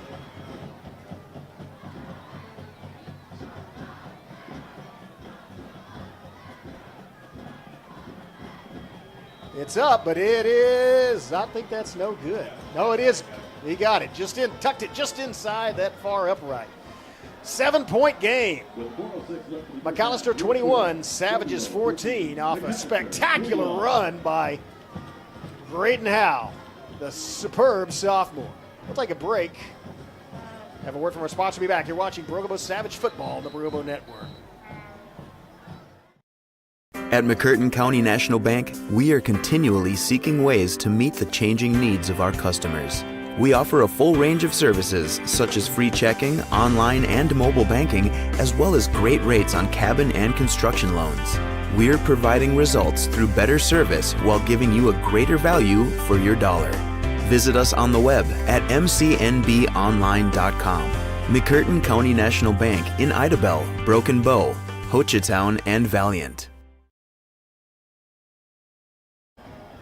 Well, you see the Savages talking things over defensively, but man, what an offensive explosion by Graydon Hal. That one did not get. I tell you, if you just tuned in, he had one in the first quarter that was about almost that spectacular, not quite. I literally lost track of him. I thought he disappeared in the middle of about 3 black jerseys, and then just kind of reappeared on the other side, going down the sideline, and he still made a move on the sideline with the last ball carrier. He didn't step out of bounds. He didn't get tackled, and went all the way to the end zone. Just a tremendous performance. And, man, it's a 1-touchdown football game.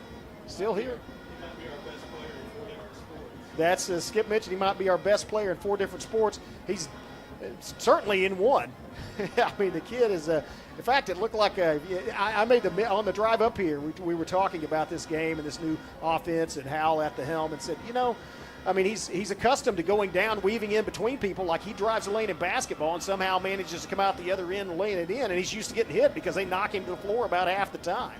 So just a tremendous performance, and as a result, Savage back in this game, 21-14, 4:06 left, first half. Here comes the kickoff, and this is going to be a high kick near the boundary, and it was blown dead. He must have stepped out. Wow, that was a good contact. Who was that, 24?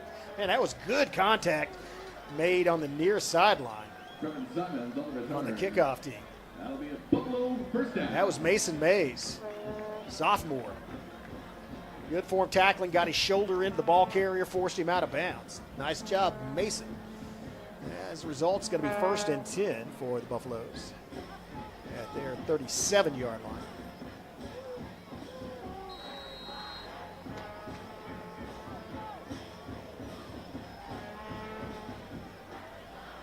Champaign switches over to the far side to cover trips. Isaiah Fields and Kilpatrick over there as well.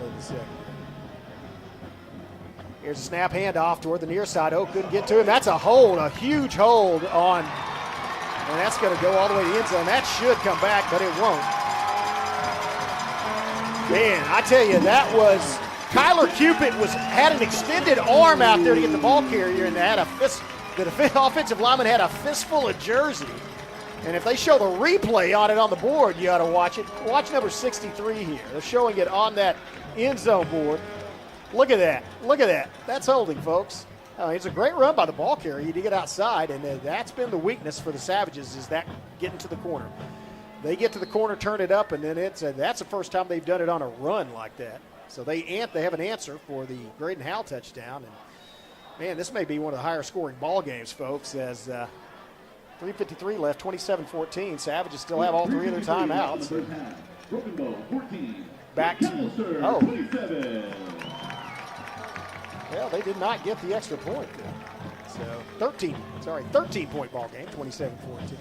Those of you who know me, not surprised that I can't do math. So, well, Savage is going to have to figure out something on defense. As again, this is a 5A team, experienced. They have a lot of experience, but they have, and the Broken Bow has shut them down inside, but they have been hard to stop once they get to the corner, get out to the boundary, and Savages have had trouble preventing them from getting to the boundary. So that's that's what you want to do in the first. You want to find some things to work on, but maybe even at half, and that may be something you fix on the. I would say chalkboard. It's a whiteboard now. Been a chalkboard. Maybe they fix on the chalkboard at halftime, and maybe a personnel change, maybe just a difference in performance. But that's been their weakness so far. As you see, that's, again, I mentioned that because you look at the Buffaloes still have 150 yards passing, but now they have 97 yards rushing. The vast majority of it on that last play. As that one went about 60 yards, and so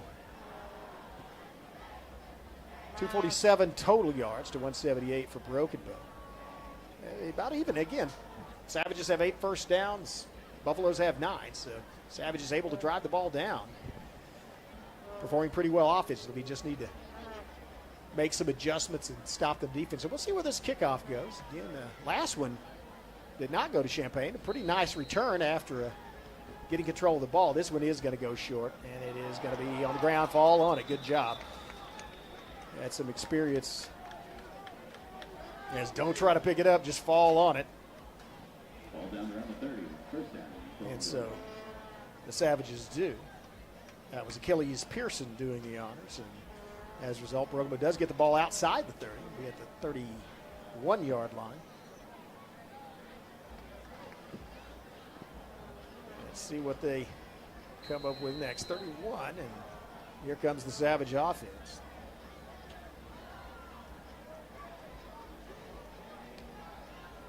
It's like they've got A.J. Brannon coming to the near side. Bailey once again in the backfield. Yeah, I think Porter probably will play the rest of the game. And here's a handoff, trying to get wide, and he does get a block. Bailey out to the 45, 50, and across the 50-yard line. Looked like it went a big run by Bailey as he just continued to build steam. Now they're going to mark him down short of the 50. Let's see. I don't see any flags, though. So a nice run. That's the first time Bailey's gotten outside. He got yardage. Well, they're walking back. So what is the call here? Come on. What is the – I didn't even see a flag. They called holding. So that does not count. Savages will replay first down. That was a nice run by Bailey. A good finish as he lowered his shoulder. And it'll be first and 20 from the 21-yard line.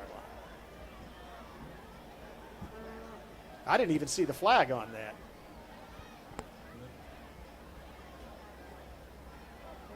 So once again, Hall split out to the far side.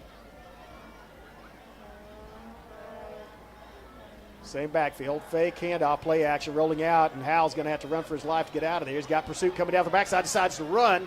30, and now wisely steps out of bounds. He picked up about 9 yards on that, though. Nice scramble. And so Gets to the 30.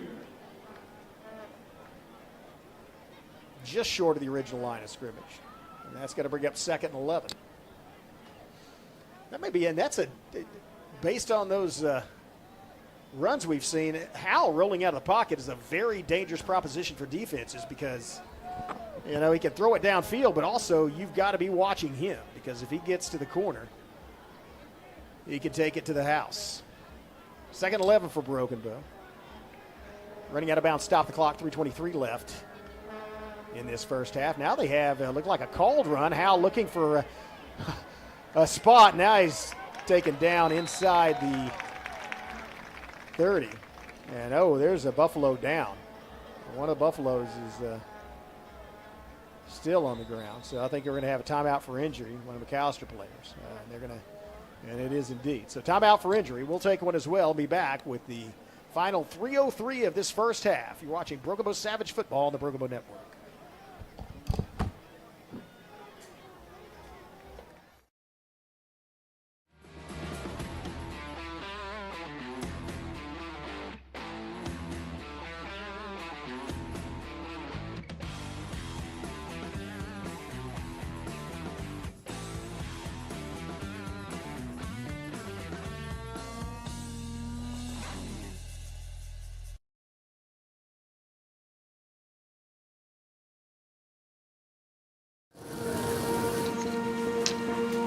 I am more than a craftsman. I'm more than an outdoorsman. I am more than a maker. I am more than a firefighter. More than a teacher. Than a student. Then a leader. A singer. A healer. I am more than a champion. More than a princess. I am more than a warrior. More than a Tushka. More than a storyteller. More than a protector. Than a graduate. A business owner. An athlete. A pastor. Chata ilfina chili. Chata elefana chile. Chata elefina chili. I am Choctaw proud. I am Choctaw proud. I am Choctaw proud. Choctaw proud. Choctaw proud. I am Choctaw proud. We are the Choctaw Nation, and together we're more.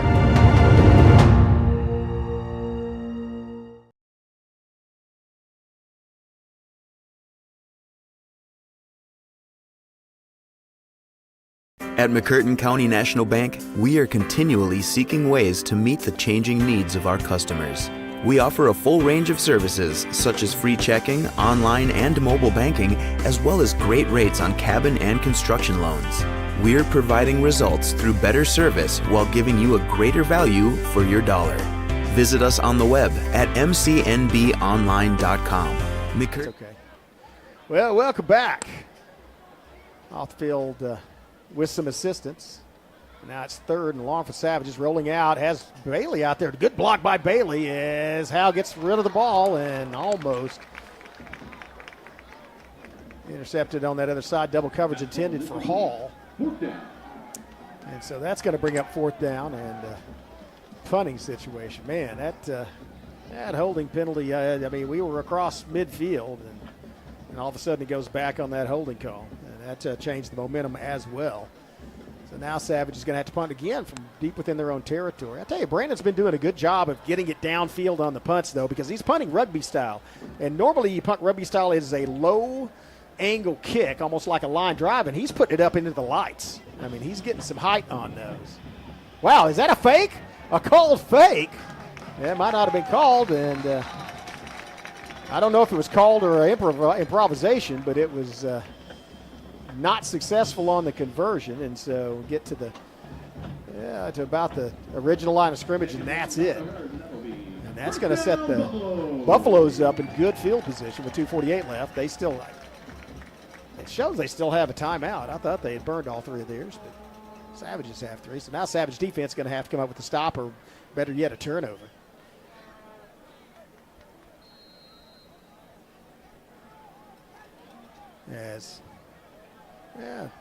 Buffalo's slowly getting the field now. Washington Maisie back in the backfield. They send a man in motion. It looks like it's going to be a fake jet sweep, throw it down the middle, looking for that receiver on the – and, wow, that was just That was a beautiful pass right to the receiver, but that was not great defense as you got to turn and either be on his hip or you have to turn and look for the ball. That was a perfect pass, though, right in the pocket. And so that makes a difference. It is now 33-14. So the Buffaloes can make it a 20-point game with some momentum here. And wow, I tell you, Trey Williams coming in from that other side. Looks like he might eventually have a chance to block one of those. That was high and right through the middle was good. So now 20-point difference, 34-14, 2:37 left in the first half. We're going to stay right here. Look at the Savage. I would mention how well the Savages could, travel. And they also bring a large contingent of not just fans, but other student groups. Of course, the Savage Pride Marching Band, multiple award winning, as well as the Savage Dance Team and cheerleaders there, visible across the far sideline. By the way, make sure if you don't know about it already, go to the Broken Bow Public Schools Facebook page, and you can keep up with what's happening daily at Broken Bow Public Schools, the accolades for both students and teachers, and occasionally alums as well. But we follow all those at the Broken Bow Facebook page, and also you'll get links if you happen to be looking for a link to watch these live stream events. They're posted usually on game day for the Savages, and so that's another way to keep up with Broken Bow Savage football. Savages 34-14. 20-point deficit. Like to get a nice return, set up them in field position, and this ball is coming down inside, and it goes back the other way, and that's going to be it didn't go 10 yards, though. No, it bounced off one of them. Yeah, I was going to say it's going to be McAlester football. When it rains, it pours. Middle mistake by the Savages there, and so McAlester, Buffalo's going to get the ball back. And you know something, this actually kind of started last year with the directional kicking on the sideline, but you almost never see somebody kicking it in high school, at least in our part of the state, kicking it back to the 10 or 5 yard line. It's none of the, they're not kicking it to the return guys. They're always kicking it to that third level guys or right up the middle. They try to kick it where there are no returns. And so that's just another example of that. Looks like there's a player down for McAlester. That's stretching him out, though, so that's a cramp. And, those usually, you see a lot of those in the first few weeks. Hey, blessedly, it is not 100 degrees today. Really pleasant here. The high today in McAlester was 87. We had a nice, kind of a hard rain, but a short rain, but cooled things off. And so for the first week of football season, and they're often called week 0, I mean, we're still in August. If you're in Oklahoma and it's August and it is not even 90 degrees, then be thankful. So great night for football here at McAlester. As you see the young man limping off the field, and that's a Charlie horse, cramp in the calf muscle, and so you normally stretch those out and then get back to action in a couple of minutes. He'll probably won't be back to action until after the half. Let him time to recuperate. 2:31, lots of time left. 2:31, Savages still have 3 timeouts here in the first half. And looks like McAlester gets them to jump off sides.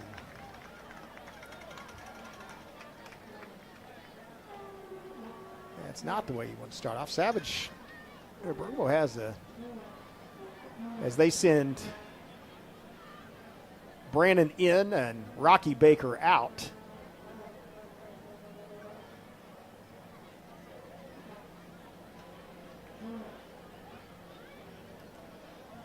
Got to bring a 1st and 5 for the Buffaloes. Actually huddle up. At least the quarterback and linemen do. So a little different from the other one. They may take a shot down the middle again.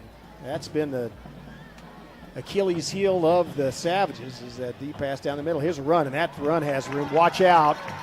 It's going to be a foot race to the sideline. Good job, Sky Baker, of running him down as Baker came flying from behind him, had to make up a few steps, but not before a huge gain all the way inside the 30 by the McAlester Buffaloes. And so that was that's something we have. That's the first time we've seen that, is a run up the middle that turned into long yardage for the Buffalo. Savages may be getting a little tired.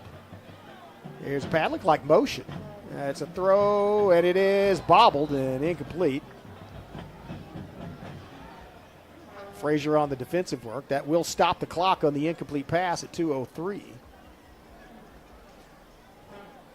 Again, still here in the first half, 34-14 is your score.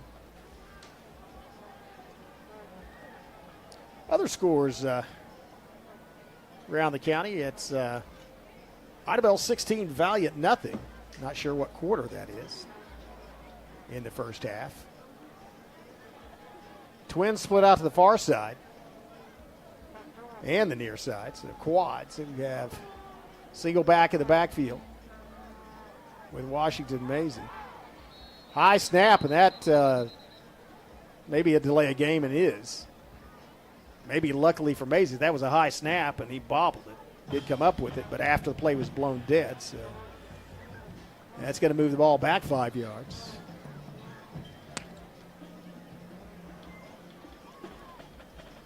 And that'll be 2nd and 15 from the 21-yard line.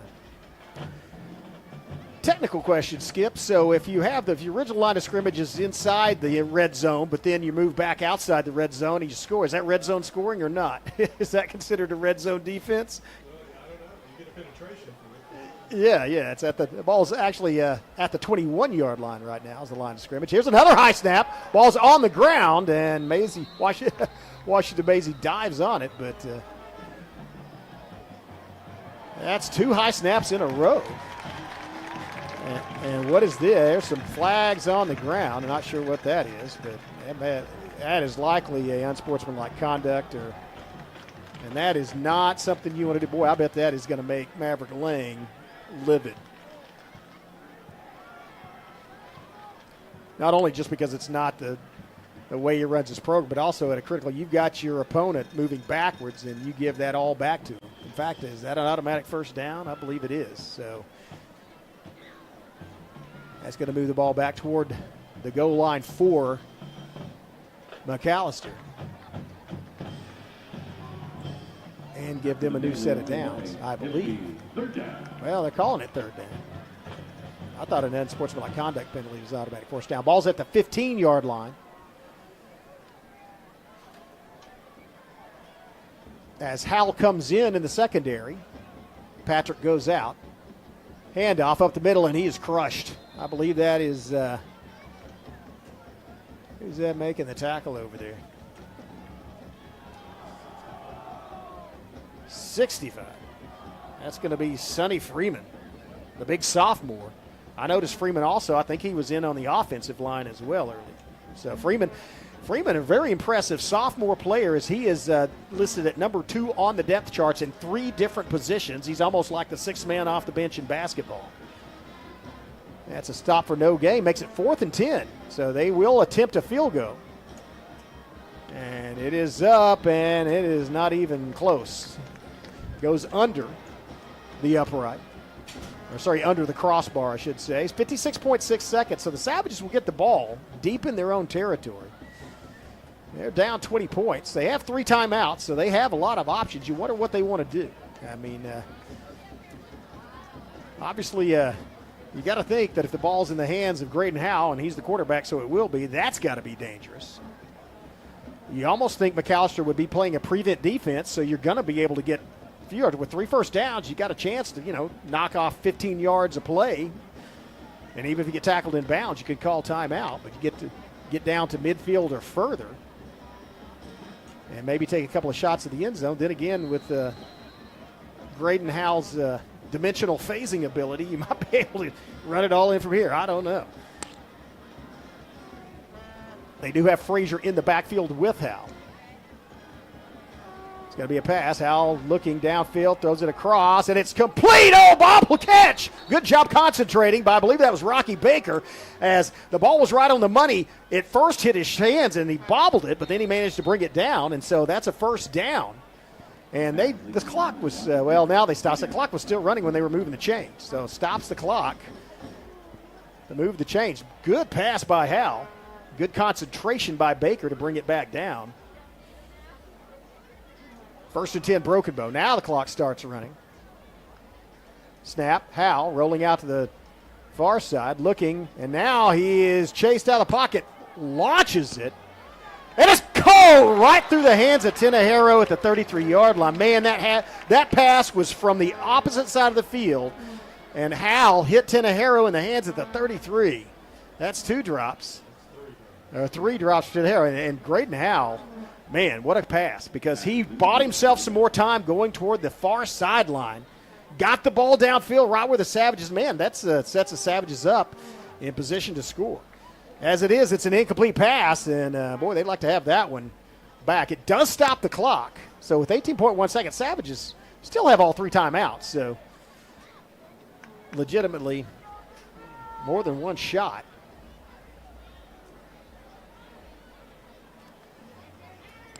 Back, rolling out, same way, looking back. Now it's Hal. Now he's buying himself some more time. Going to launch it again. Throwing downfield. Oh, good defense. Intended for Champaign, but there were 2 defenders there. And so that burned about, Savages might be content to kneel the ball and go in. I don't know. It's a 20-point game. It's 3rd down, 6.5 seconds left. And so looking at the formation, the Buffaloes are going to drop 7 guys back in coverage. You would think, maybe not. But if you look at the cushion they're giving, I mean, they've got the free safety at midfield, and the line of scrimmage is 20 yards away. So, yeah, they've got it looks like they might be trying to rush, though. Now it's a handoff to Bailey, and he's just going to go up the middle and run out the clock. Yeah, blow it dead, ref. They picked him up, blow it dead. And that's going to do it for one half of play. Savages trail by 20 points. It's McAlester 34, Broken Bow 14. And we'll be back with halftime commentary after these messages in the second half of action. You're watching Broken Bow Savage Football on the Broken Bow Network.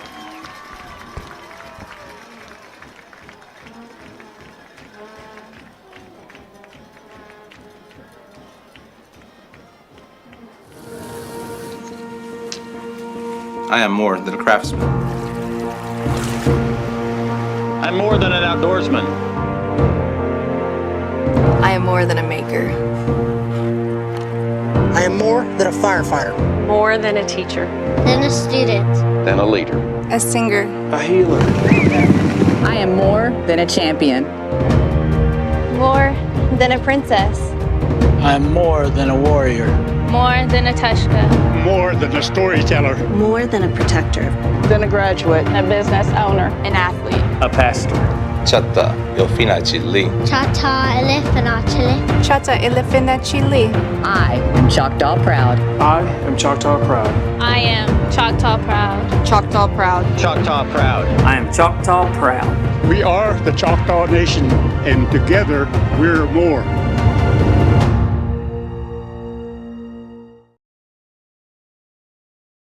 At McCurtain County National Bank, we are continually seeking ways to meet the changing needs of our customers. We offer a full range of services such as free checking, online and mobile banking, as well as great rates on cabin and construction loans. We're providing results through better service while giving you a greater value for your dollar. Visit us on the web at mcnbonline.com. McCurtain County National Bank in Idabel, Broken Bow, Hochatown, and Valiant.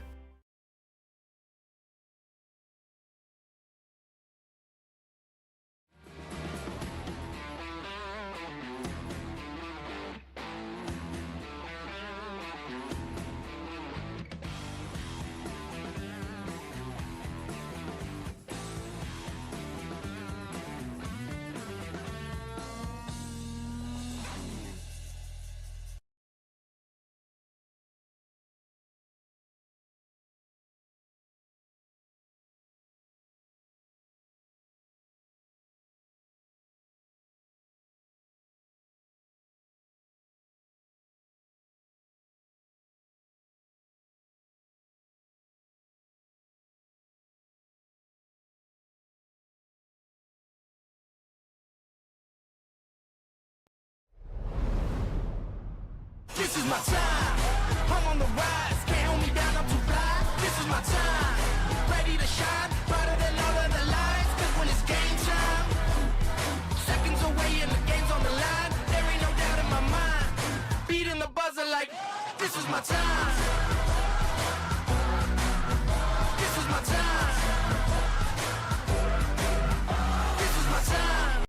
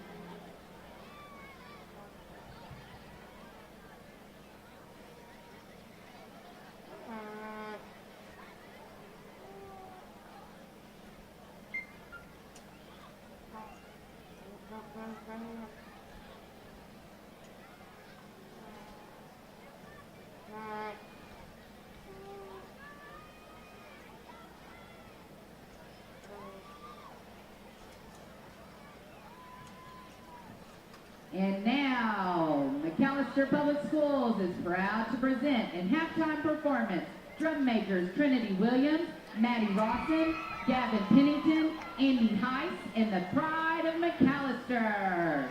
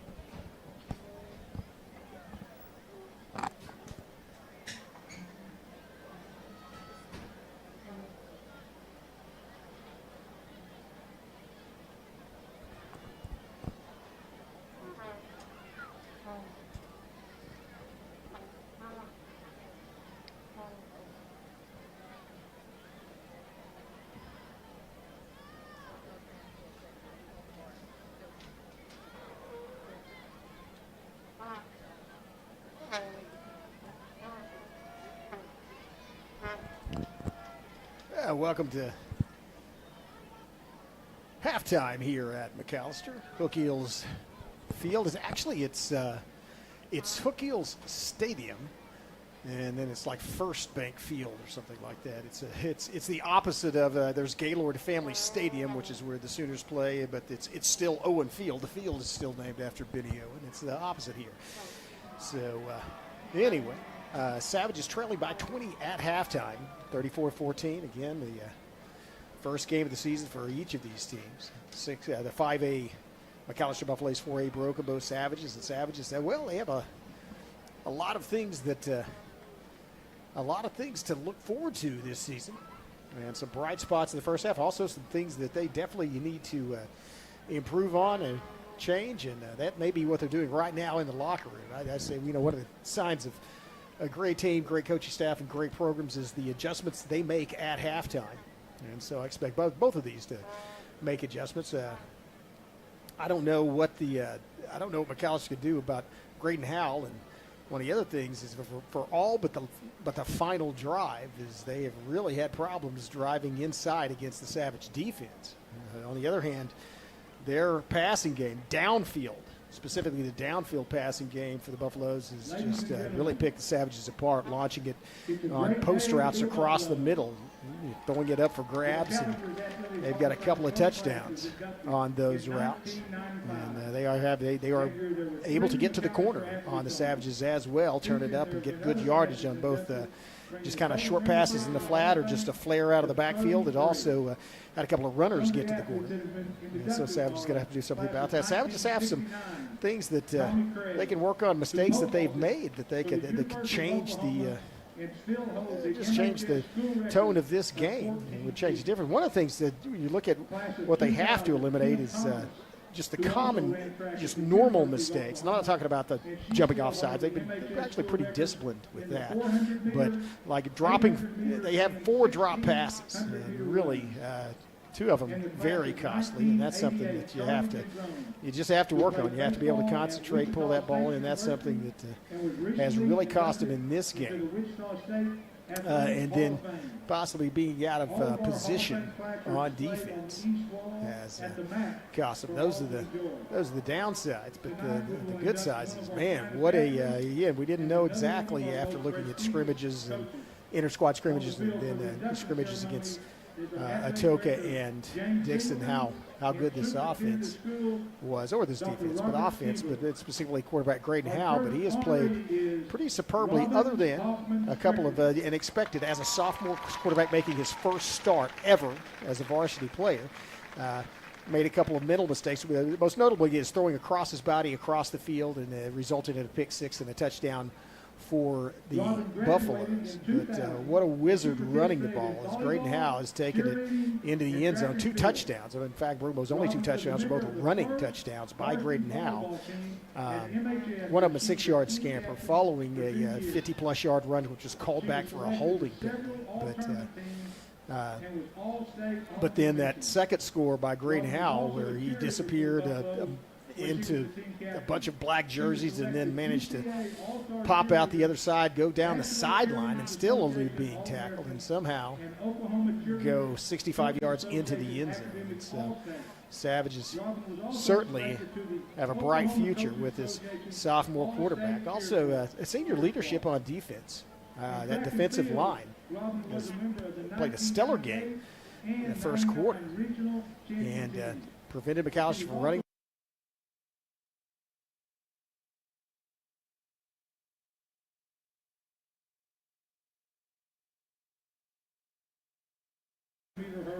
Yeah, sorry, little technical difficulty there for a moment.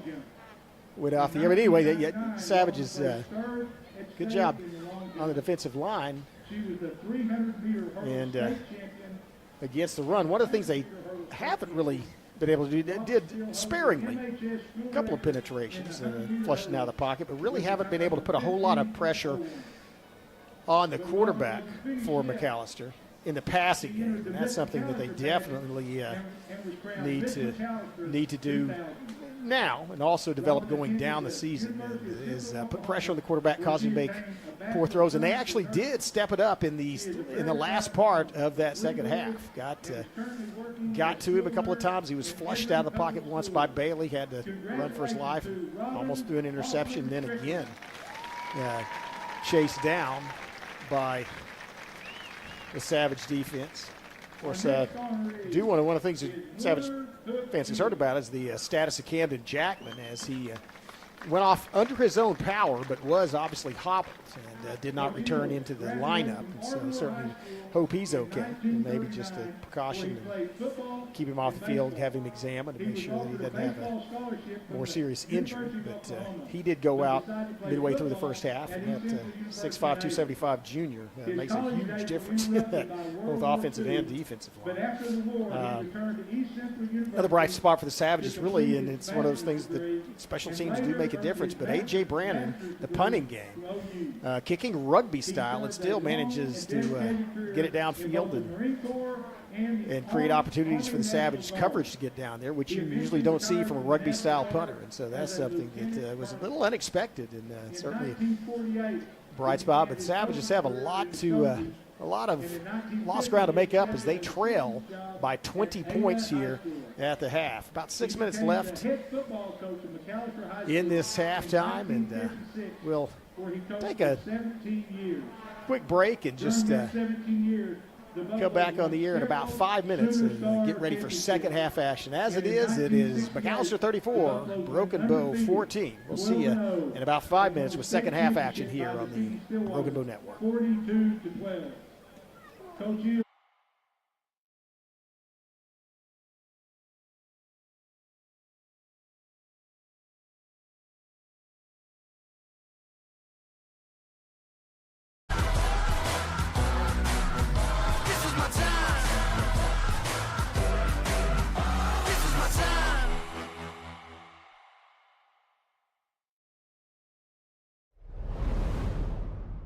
this is my time. I'm on the rise, can't hold me down, I'm too fly. This is my time, ready to shine, brighter than all of the lights. Cause when it's game time, seconds away and the game's on the line. There ain't no doubt in my mind, beating the buzzer like, this is my time.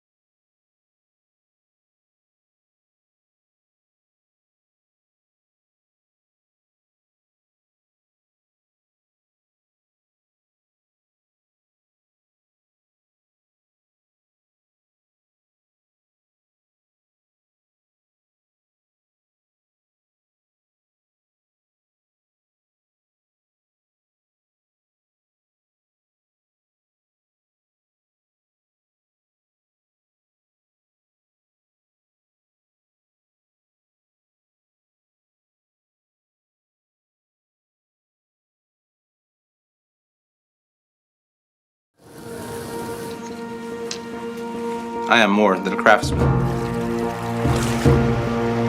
I'm more than an outdoorsman.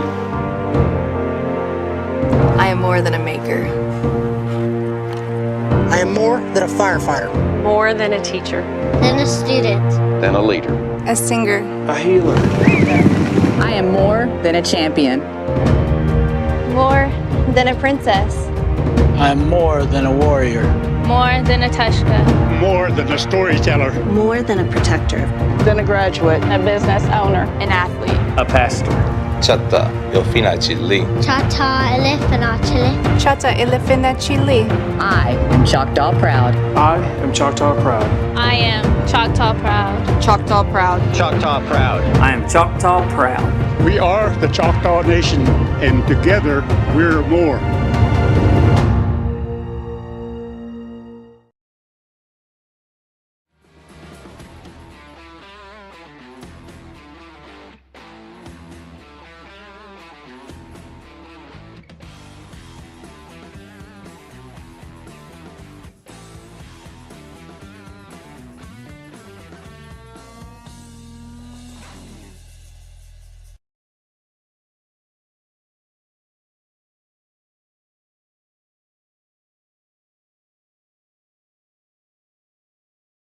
At McCurtain County National Bank, we are continually seeking ways to meet the changing needs of our customers. We offer a full range of services such as free checking, online and mobile banking, as well as great rates on cabin and construction loans. We're providing results through better service while giving you a greater value for your dollar. Visit us on the web at mcnbonline.com. McCurtain County National Bank in Idabel, Broken Bow, Hochatown, and Valiant. Welcome back. We're about a minute and a half away from the second half kickoff here at McAlester. Savages trail about 20-34-14. Looking at the Savages also will kick off. Recall they received the ball to start the first half. Buffaloes will receive it to start this half. Looking at the total yards, both teams have over 200, and each is at opposite ends of that particular part of the spectrum, as the Savages have 201 total yards to the 299 for the Buffaloes. Savages getting a vast majority of theirs on the ground, 171 rushing yards, with only 30 passing, and the Buffs a little more balanced, but 181 passing yards, most of that on 3 plays, and then 118 rushing. And so that Savages again on the road against a 5A team to start off this season. Of course, looking ahead at the schedule, Savages are playing week 0 and then week 1 and 2. Next week's opponent will be the Durant Lions, followed by the first home game, first one at Memorial Stadium against arch rival Idabel. I believe Idabel had 35-0, 36-0 over Valiant, or 30-0 over Valiant in the third quarter. In the other two McCurtain County teams playing, Savages again. Savages do not play a light non-district schedule, taking on 2 5A teams and an arch rival. So, and again, Durant's been up last couple of years. I've talked about the D1 athletes they faced at McAlester, also 3, including the #1 line prospect, defensive line prospect in the state of Oklahoma next week at Durant. About to get things underway for the second half, as here's the kick from Silva. It's a directional kick fielded at the 25, looking to get outside Smith, and it gets to the 30, 35, 40, and forced out of bounds on the far sideline, right in front of the Savage bench by Fields. First down, Buffalo. And that's going to set McAlester up with a 1st and 10 at the 40-yard line.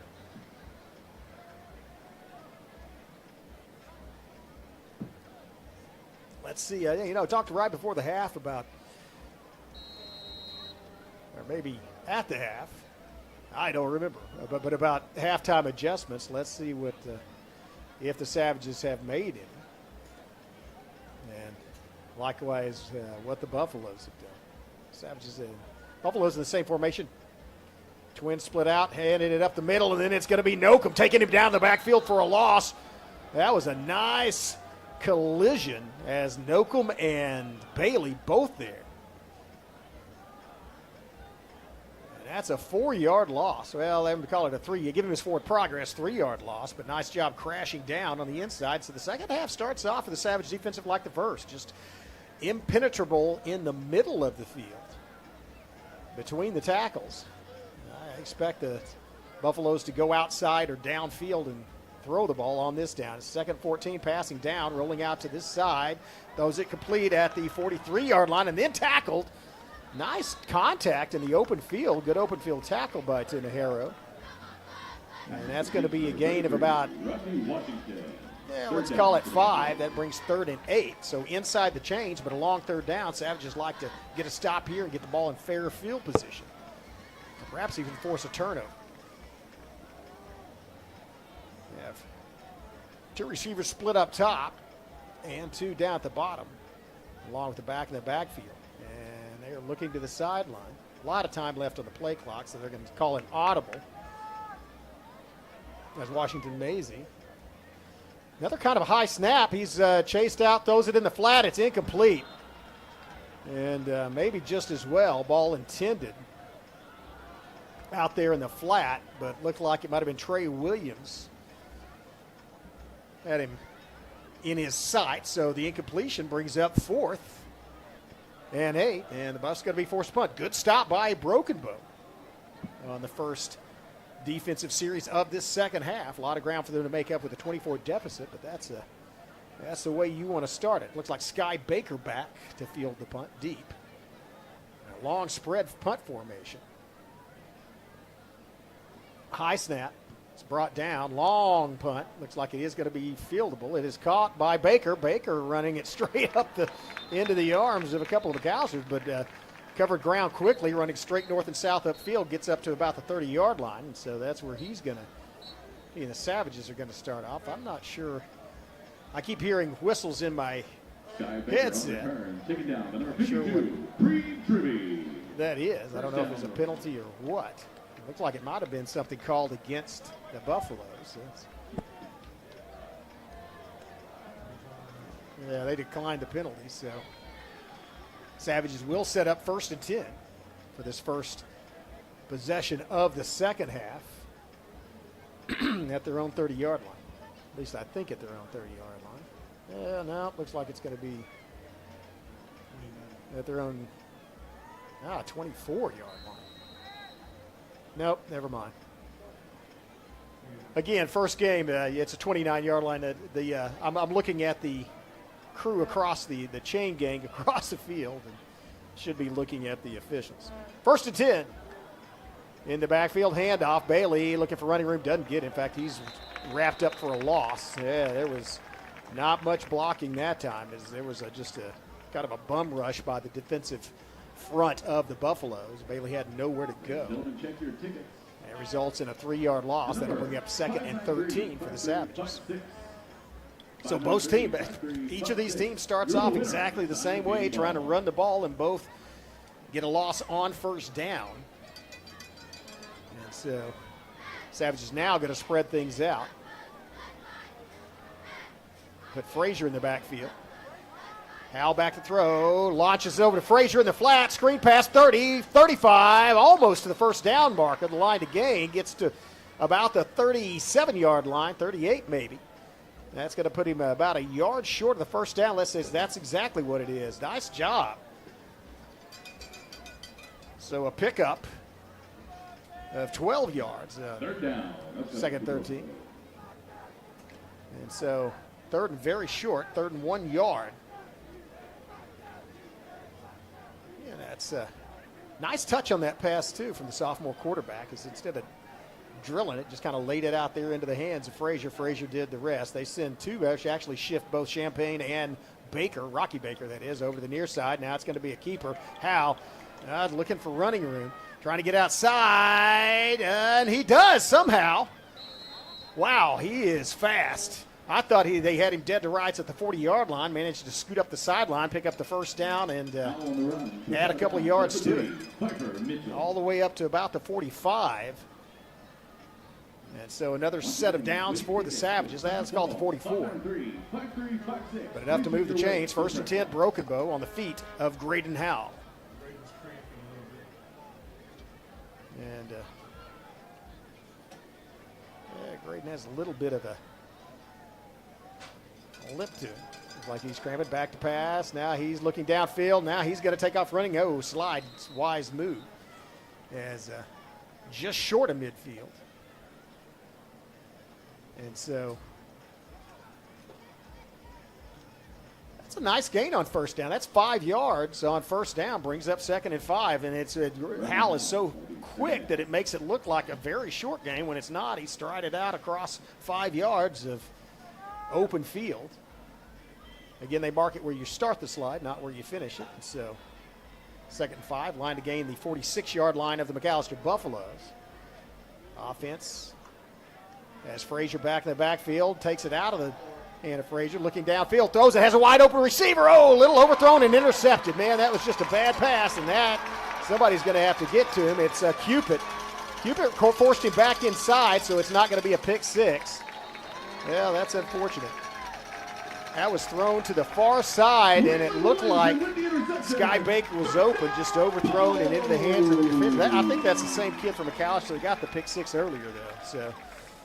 Yeah, that's an unfortunate series of events for the Savages. They had some momentum with driving, but another costly turnover. And so now it's the Savage defense with pressure on it as the Buffalo's going to set up shop in the red zone. Let's see if they can get another stop.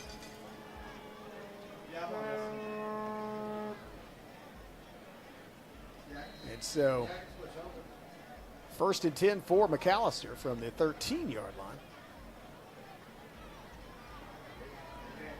As they line up with a back in the slot, handoff up the middle, looking for running room. Wow, he is met with Rocky Baker and then taken down by Bailey. Rocky Baker plugging that hole, making first contact.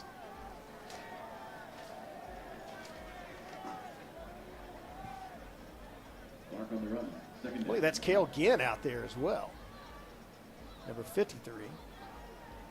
With an assist on the tackle, and it is. So they have switched the personnel around.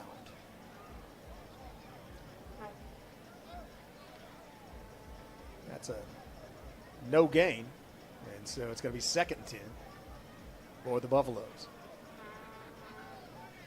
Washington Mavy's back, scrambling inside, looking to throw. Now it's blown dead, and that's usually going to be illegal procedure against the offense. That's exactly what it is, so that'll move the ball back. And they will replay that down.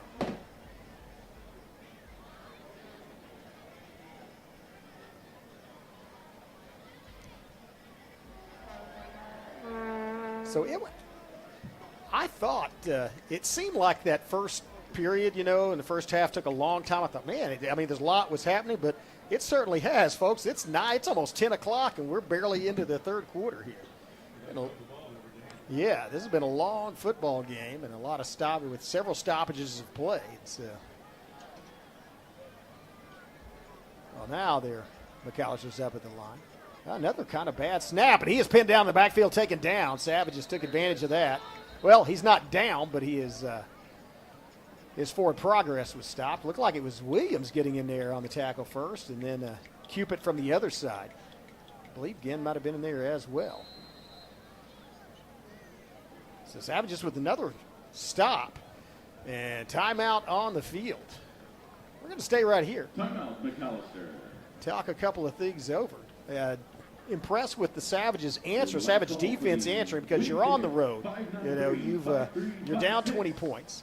It's third quarter, and you get a stop right off the bat. You do a good job, and then you have a turnover, and so they have it deep in the territory. And a lot of times, teams, especially this early, they might say, well, they just kind of fall apart or whatever. That's not Savage football, and this defense shows it. They take pride in their play, and that's a great job of those two downs of getting penetration, not allowing McAlester to get outside, getting some tackles for loss. I'm impressed with the way these young Savage players. I say, Cupid's a senior starter, returning, but they've got some young kids in there that doing a step-up job. Of course, get in for the injured Camden Jackman as well, and making an impact, literally and figuratively, as he got his shoulder into the ball carrier on that last play. There's a big third down. The line to gain is the 9-yard line. Actually, it's the 8. I'm looking at a bad angle. The line to gain is the 8-yard line of the Broken Bow Savages. The Buffs have it on the 26. And maybe looks like they've got a single receiver split out to the far side. They may try that center route, that flag route again. Looks like they're back in passing position. Now it's going to be fake this in. That's what we're doing. Throw it over the middle. And it is, Graydon Howell with a broken pass. Man, nice job getting a hand up and knocking it loose. Howell with the defensive play.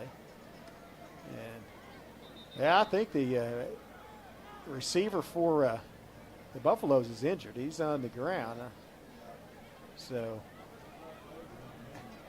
Howell, it's a cramp. Yeah. Again, you see a lot of those. We'll stay right here. We have a new ticket number. 5935-411. Usually you see them this early because of the heat, not necessarily a conditioning thing. But it's been a very mild night for week 0 here at McAlester. I mean, this is basically football weather, so I welcome it. Forecast is for this to continue, so hopefully next week at Durant and then at home against Idaho, we still have those highs in the 80s. Nice weather for football. Also had a little rain earlier. Actually, a lot of rain for a very short time earlier here. It was pelting down, but didn't stop before kickoff, and turned out to be a nice night. Again, it looked like a cramp in both legs for the young man from McAlester, it's not a serious injury, but it is a very painful one. If you've played, know that, or if you've ever just woken up with a Charlie horse, then you know how that can hurt. So good, he's up and will limp off the field, and they'll try to have the trainers take care of him. Great play by Graydon Howell, breaking on the ball, getting a hand on it, knocking it down to prevent the third down conversion. Of course, 4-down territory. Well, and actually, they're not. They are attempting a field goal. This is pretty long for high school. This is a 42-yard field goal. A 42-yard. Brobo's got a chance to block this. High snap, kick. I think he kicked it off of a helmet of an opponent. He made it. It bounced off of a helmet and went through the uprights. Wow. That was a line drive, but they had handed to McAlester. That was impressive. And that's a good thing for a coaching staff to know in a game situation like your range. Well, now it's at least 42. That's a long field goal. The record for Broken Bow is about 43 or 44, I think. So I think Trey Lee has it at 43 yards. Man, well, 42-yard field goal. So Savages get a couple of stops, but the Buffs still get points on the board. They now lead 37-14. 6:24 left in this third period. And Savages, let's see what once again, looking for ticket number what the offense 5935 has up their sleeve. Make your way to the kickoff again. Your signed game ball. The game evolves, constantly evolving, and so it seems like there's a change in strategy. There's always also change in rules, and I'd welcome the rules that protect players and have fewer injuries, especially concussion protocols, things like that. And those the crackback blocks and things that used to be completely. If you look at it and say, "Oh, we could do that. What's wrong with it?" Well, it's to protect the players from injury, but it's still a contact sport. Still, Savages are a hard-hitting team, but one of the changes has been this shorter kickoff where they kick to the upbacks, and I expect to see somebody innovate where they probably change the kickoff return team. Now, they almost recovered, or they did recover an onside. I'd almost expect one to go there. No, they're going to kick it the same place, 30-yard line. Not fair caught this time. It's going to be Hall to the 35, and now falls forward to the 36. About a 6 to 7 yard return for DeJuan Hall. Savages will take over in decent field position. Dejan Hall. Well, Dejan Hall, impressive. And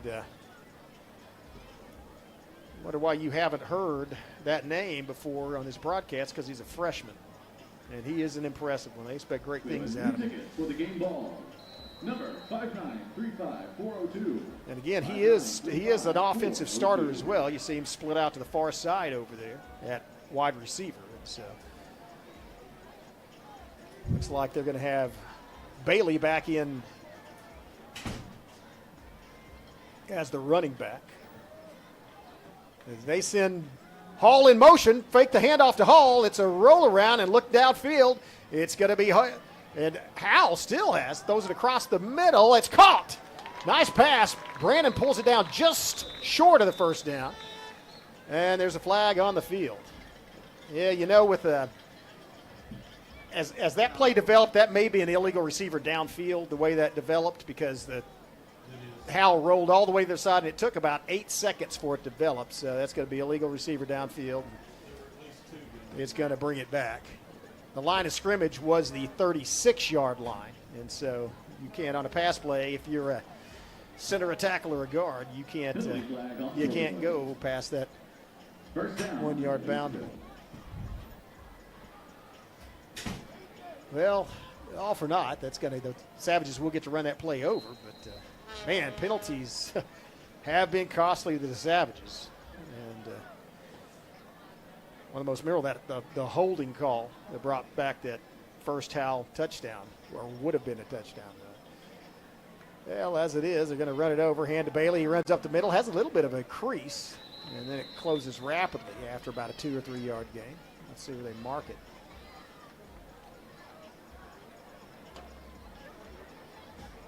Yeah, let's call it a gain of 2. Taken down by a host of pups, it'll be second down. That's going to bring up a second 13. All still split out to the far side. Baker and Champagne split to the near side. Baker in the slot. Oh, fake, roll around. Oh, wide open, caught at the 39, 40, 45, almost a first down and more. Oh, Rocky Baker. Well, Champagne with the ball, I think. But Baker slow getting up. He's hobbled. Looks like he is limping. And I think they might have collided. Both Baker and Champagne are hobbled, and they're both going to go off the sideline and get looked at. Nice pass, though, as just laid out there, caught, and got enough to move the chains. So the Savages now have a 1st and 10 right at midfield. So nice recovery after the penalty called back that initial first down.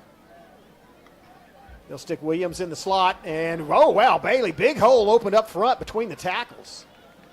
That was great blocking. Look at that. Look at the field right now between the 50 and the 45 of McAlester. There's not a single black jersey. The offensive line for Broken Bow blew them off the ball. And then Bailey lowered his shoulders and added to that. Got a couple of extra yards all the way down to the 42-yard line. That's a gain of 8 on first down. That was an excellent job by the entire Savage team. Handed to those linemen.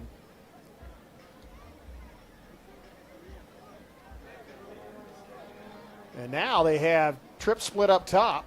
Single receiver down. Frazier in the backfield. Frazier looking. Now he's going to run it outside. Being chased down the back. And oh, it looked like kind of telegraphed as number 1 for McAlester was running for the backside. Going to try to whack his arm, but held his hand up and kind of telegraphed it. I don't know if Frazier felt him breathing down the back of his neck, but he did not get, there's a penalty. That may be a defensive, no, offensive penalty again.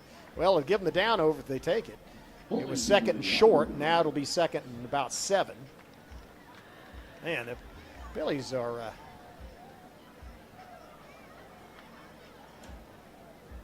piling up here. I didn't see when the flag was thrown. So, oh, that's a 10-yarder. Okay. So it'll be 2nd and 12. 2nd and 12. Let's do it again. Frazier in the backfield with Howell. Howell looks up and then launches it downfield. He's got a man open. Oh, just over the outstretched hands, and Hall stopped, kind of stutter stepped. It looked like he was open. He slowed down and then had to speed back up. Had he just kept his stride, it might have been right on target. Man, that was a missed opportunity. Beautiful pass. As Hal stepped up in the pocket and launched it, and he had a couple of steps on the defender. That was a missed opportunity for Broken Bow. Brings up a 3rd and 12. Again, the line to gain is the 40-yard line of the McAlester Buffaloes. Frazier back there with Hal. Hard count. Doesn't work. They try to get the Buffaloes to jump off sides. So now 5 seconds left on the play clock. Hal running back under pressure. It's a screen. Frazier needs to get up to the 40-yard line. So, he's getting quickly pursued. Oh, tosses it. That was just a, now Hal has it. 40, 45. Hal gets to the 50, and then it's out of bounds. Man, that looked like a late hit as well. He was on the other side. Hal gets all the way to the 45-yard line of McAlester.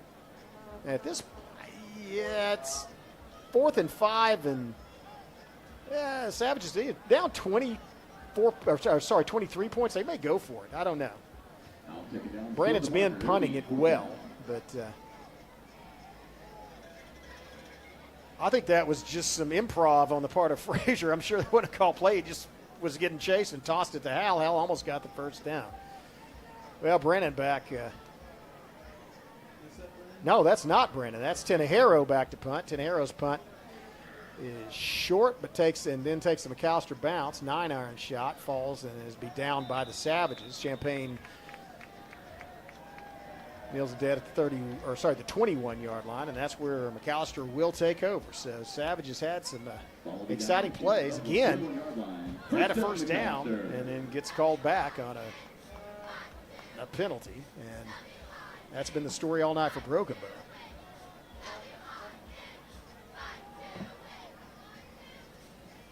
So, but hand to the Savage defense, not allowing anything but a field goal so far this half. Let's see what the Buffaloes have. I think they may try a deep strike here on first down. I don't know. They look like they're changing the play once again. A lot of time left. Play clock at 10. Another high snap. They've had problems with the snap. Oh, good job turning him inside by Baker, and then Bailey cleans it up. He has gained about 3 because he fell forward.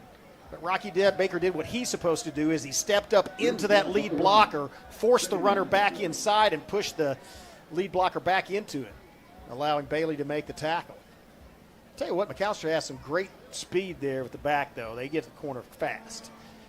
And so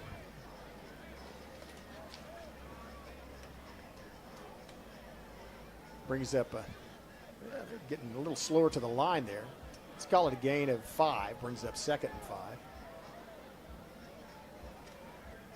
McAlester dropping back to pass, looking downfield. He's going to launch it, and it's up for grabs. Wow, that was that might have been offensive interference. Isaiah Fields had turned, was looking at the ball, and the receiver ran into it. So it should be offensive interference. But it probably is not going to be. It is? Okay, good. Because that was pretty obvious. I mean, Isaiah Fields did a textbook job of running with the receiver. It's the pass Boloski, turning his head once the ball was thrown, playing the ball instead of the receiver because he had him beat, and then just got knocked down by the receiver. Great job by Isaiah Fields, and it results in not an interception, but a penalty that will push the Buffaloes back inside the 15-yard line to the 13. And set them up with a 2nd and 18. Line to gain is the 31. Another kind of high snap and under pressure. Oh, middle screen, watch out. Oh, great job inside. Man. That ball was in, the receiver touched the ball about the same time as Savages knocked him down. That was Cale Ginn again inside, number 53, right? And congratulations to he's having a great game for winning our signed game ball. Good timing, too, because you can't hit the guy before the ball gets there. It's interference. He just timed it perfectly and just flattened the would-be receiver. That results in a 3rd and long. 3rd and 18. Play clock's down to single digits, 7 seconds. Buffs may need to get this off, or they're going to get another delay of game penalty. They're going to have to call a timeout to avoid getting a delay of game. That's exactly what they did. Timeout on the field. We'll take a short one ourselves. Be right back. You're watching Brookable Savage Football on the Brookable Network. Timeout McAlester.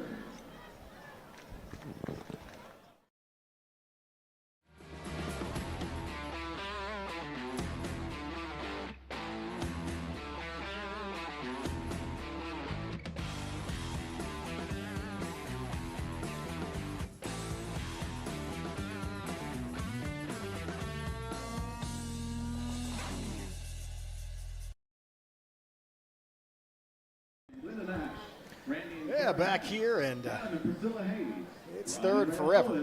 Line of games at 31. The Buffaloes are at their own 13. They're talking things over. Again, big thanks to our partners for this school year. The Broken Tiki, the Curtin County National Bank, and the Choctaw Nation. Together we're more broken. Also thanks to our football banner sponsors, to Cheryl's Pharmacy, to Brookable Family Clinic. Sure appreciate their support. Oh, the Brookable Esports team starts tomorrow. Yeah, their season opener. Man, they've been so successful. A lot of hardware. Big third down coming up as Washington Macy's in the backfield.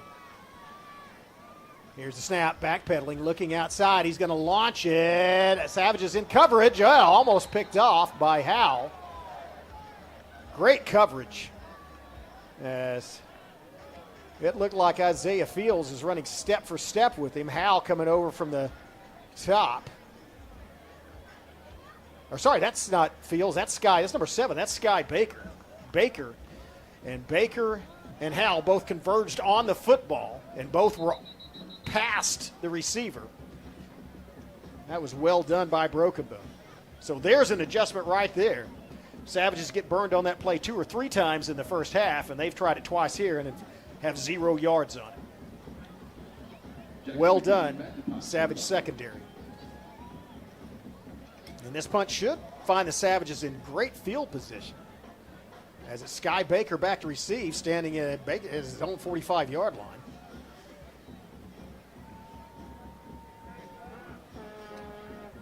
Here's the punt, low driving kick. It's going to take a bounce and then be fielded at the 44. Eludes one tackler and gets to midfield. Smart run by Sky Baker, just going straight north-south. Once he got loose, he just came straight up the field, didn't try anything fancy, didn't try to get to the sideline after the ball was bobbled, realized coverage there, got what he could, and picked up 7 yards on the return, and that gets the Savages at midfield. Got to hand it. Savage defense has played an excellent game this second half thus far. They've had their backs to the wall back there, but have done a great job and have adjusted. We saw those adjustments from the first half. Let's see what Brookable has offensively. Tenejero and Champaign coming to the near side. Williams in the slot. Hall to the far side. Howell in the backfield. And now they split Bailey out to the far boundary with Hall. Then send Bailey in motion. Snap, handoff. No, fake handoff to Bailey. And Howells looks like a quarterback keeper looking for, he is looking to try to get outside. Eludes one tackler, gets to midfield, and he gets all the way. He gained 7 yards on that. He ran about 60 yards going back and forth, but it's bizarre the way he runs. He just seems to be so smooth, almost like he's not running full speed, and takes off and gets past everybody else. Man, he is so elusive. So what do we have here? 2nd and 4. Nice job. It does get the ball into McAlester territory.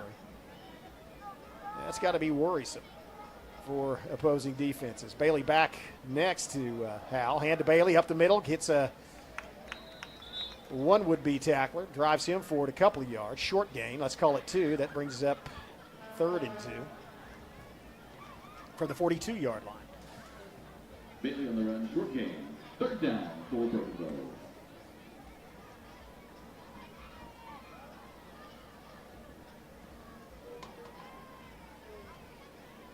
And you got Reese Hoover and Kaplan Burris on the far side of that offensive line. McDaniel at center. Get the rest of them after this play.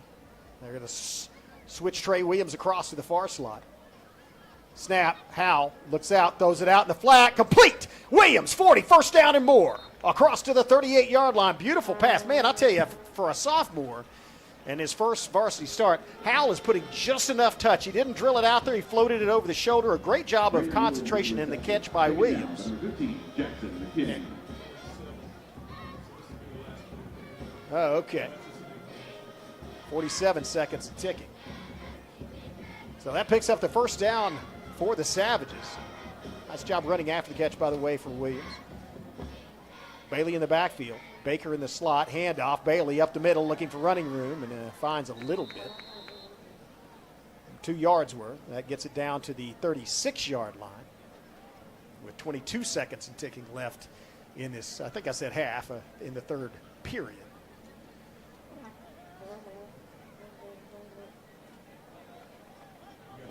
Savages look like they're going to try to get a playoff as they get set quickly. Howell, and he gets them to jump. Oh, there's no call. I saw 2 of the defensive tackles jump, but well, that's going to do it. 3/4 of play. Savages trail by 23, but are driving. We'll be back with fourth quarter action after these messages from our sponsors. You're watching Bergamo Savage Football on the Bergamo Network. Having a chance to win a prize and kick it for cash. So, ladies and gentlemen, please direct your attention to the north end zone for our student kick for cash competition between Bodie Nystrom. I am more than a craftsman. I'm more than an outdoorsman. I am more than a maker. I am more than a firefighter. More than a teacher. Than a student. Then a leader. A singer. A healer. I am more than a champion. More than a princess. I am more than a warrior. More than a Tushka. More than a storyteller. More than a protector. Than a graduate. A business owner. An athlete. A pastor. Chata Yofinachili. Chata Elefanachili. Chata Elefanachili. I am Choctaw proud. I am Choctaw proud. I am Choctaw proud. Choctaw proud. Choctaw proud. I am Choctaw proud. We are the Choctaw Nation, and together we're more.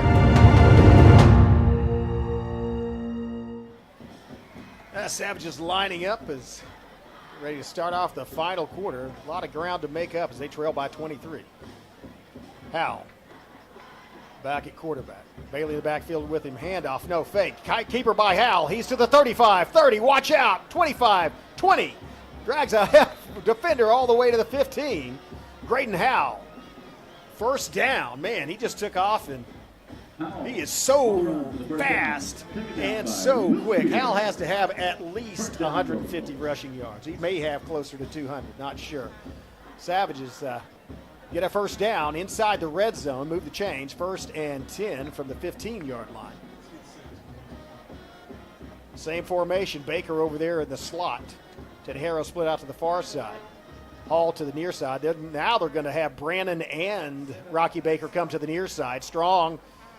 And then it's reversed with Baker, and that was red as Baker. It's Rocky Baker, and there's a face mask. I think that may be a face mask penalty. Then again, the ref shoving Rocky Baker. That's maybe an unsportsmanlike conduct on Baker. If it's a face mask penalty on McAlester, that's going to give the Savages a first down inside the 5. It is against McAlester. Let's see if it's offsetting penalties. It's not. Okay. So, well, Baker got dragged down the backfield, but maybe by the face mask. Man, I tell you, Rocky Baker's a hard guy to pull down. He's got that stocky build and just does not give up. And so that puts the ball inside the 10. I said inside the 5. Sorry, inside the 10. So it's by the foul, but that is going to be, I thought it was an automatic first down. Not automatic, so it's gonna be a first. No, it is because it's first down. Well, the marker on the down anyway. Savages have the ball at the 9. We'll stop with that analysis. Handoff. It's going to be Bailey, and there's another flag. That's going to be a holding call, and that's going to move it back. That may get the Savages a play over, though. So let's see what the call is. It is indeed. Yep. Flag on the play against Broken. So Savages get to replay that down, but they'll get to replay it from outside the red zone.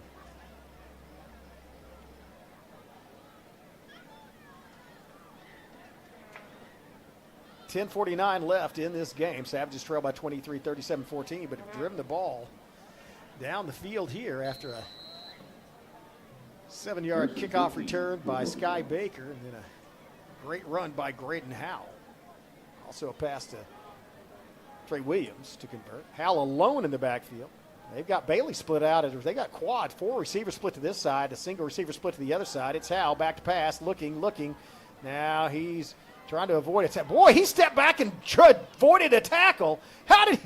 He is the most elusive guy I've ever seen in a Savage jersey, not just quarterback.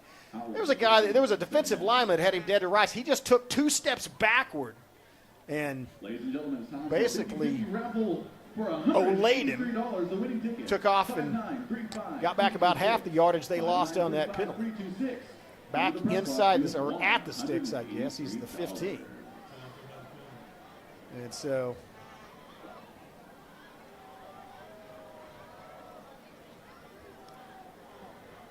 second down and 10 as they shift Tinahero and Bailey out to the far side.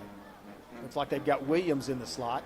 Handoff, and it's going to be Howell on a run going to the far side. He's the 10, he's the 5, he's into the end zone. Graydon Howell accelerates from the 10 right into the end zone. They had numbers on the side, but it really didn't matter, as that was Graydon Howell doing what Graydon Howell does. Touchdown. That's his 3rd rushing touchdown of this football game. And it's going to get the Savages to 20. I don't know. What are they talking about? I think the Savages are going for 2. As it's a 17-point ball game, an extra point makes it a 16, but 2-point conversion gets you down to 15. You're going to have to go for 2 at some time, as will.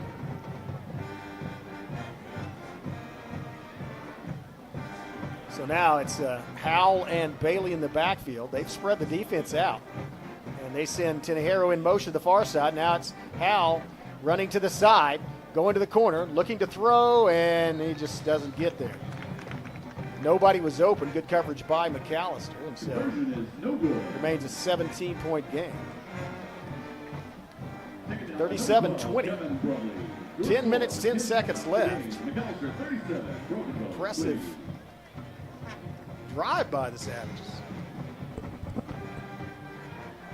Mostly on the legs of Howell. Man, keep in mind that this is a sophomore quarterback in his first start. He's going to develop, and there's some things that he needs to learn. Those come from experience, but the attributes he's displaying right now, first of all, his footwork is unparalleled. Savages back in, still a 3-score game. I mean, so. Yeah, could have got a 2 score, but still a 3-point game. On the road against a opponent that's a class up from you. Tough play. I would say they're definitely displaying class and toughness. Appreciate it. Yeah, 50. Another after at the end of the third quarter, it's Idabel 51, Valiant 7.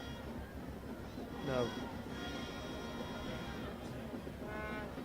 Valiant 13 now. Final. 51-13 final. Idabel over Valiant.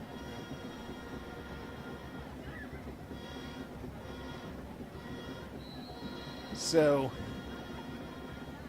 Savages, well, again, you want to practice these. I'll say practice. You want to practice these in games that Savages may onside this kick. I think McAlester may be expecting that, as they don't have anybody back very deep. Now they actually field the ball at the 38-yard line, and then he's tackled at about the 40. They need to blow the whistle. That ball carrier was corralled. One of the Savages slow. I believe that's Cole Patrick a little slow getting up, and now walking off sidelines. So the Buffaloes will have it first and 10 at their own 40-yard line. Buffalo offense back on the field. Wow. So 8-20, Durant 13 in the fourth quarter. Told you, Durant's good. Durant has a top defensive line prospect in the state, and Savages will get to see that next week. So Durant and Ada playing a tight one tonight. Here's a handoff. He's crushed by Bailey. Bailey came on a scrape and lowered the boom, man. And that's the kind of looked like another McAlester play maybe down with a cramp. Bailey came flying through that line. No, that was a great reaction to the ball. That was a little slow developing in the backfield, and Quinlan Bailey took full advantage of it. Dropping the Buffaloes for a 3-yard loss, bringing up 2nd and 13.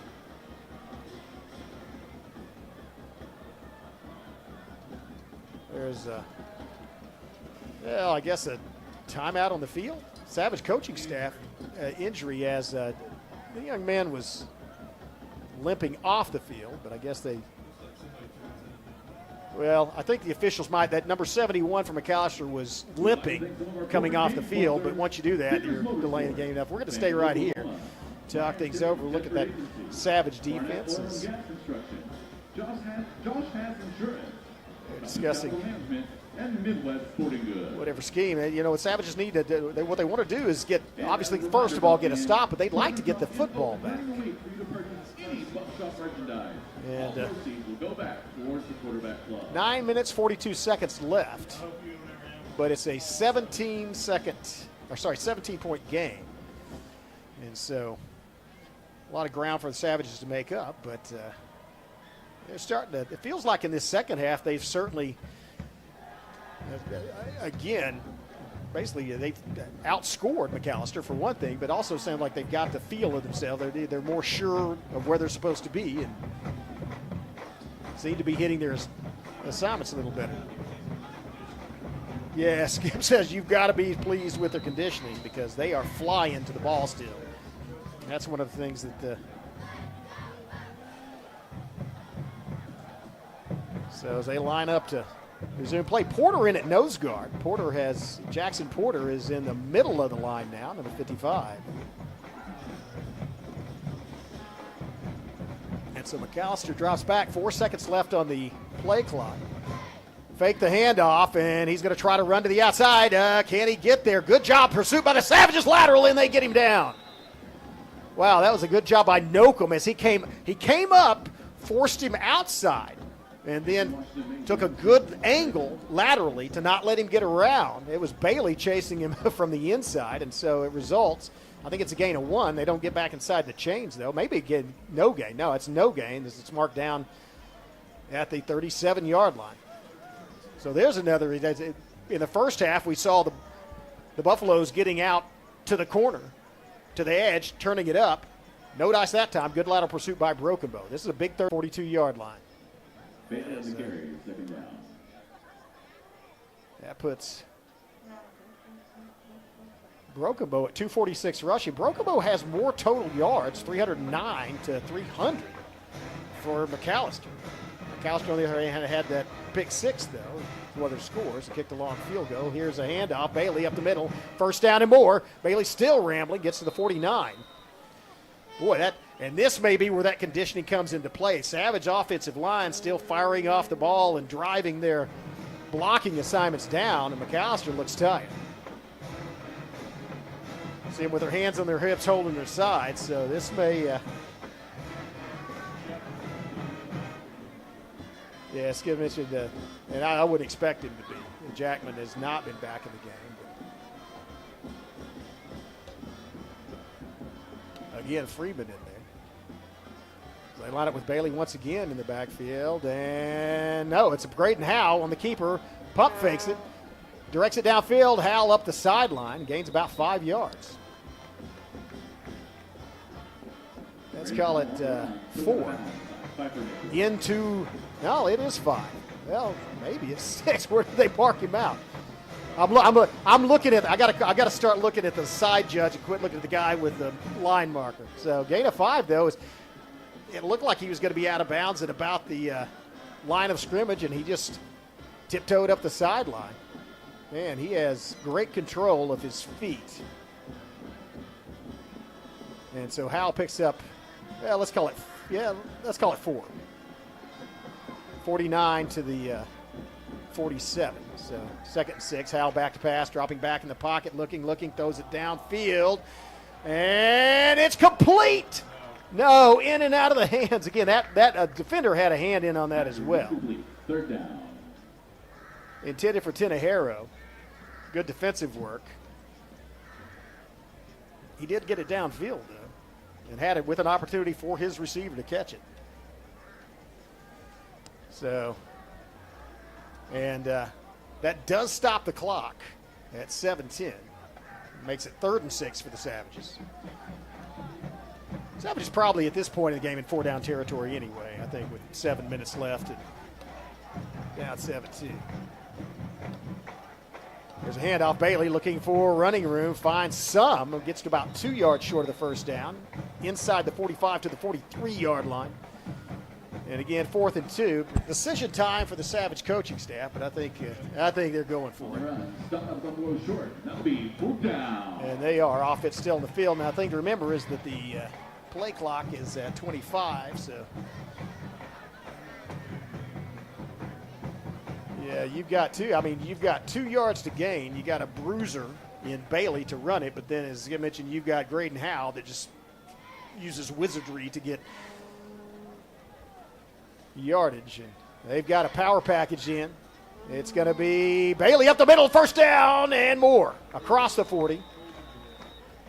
That was a nice job of blocking by the offensive line, and they added Williams and Rocky Baker on that far side, and they just let him.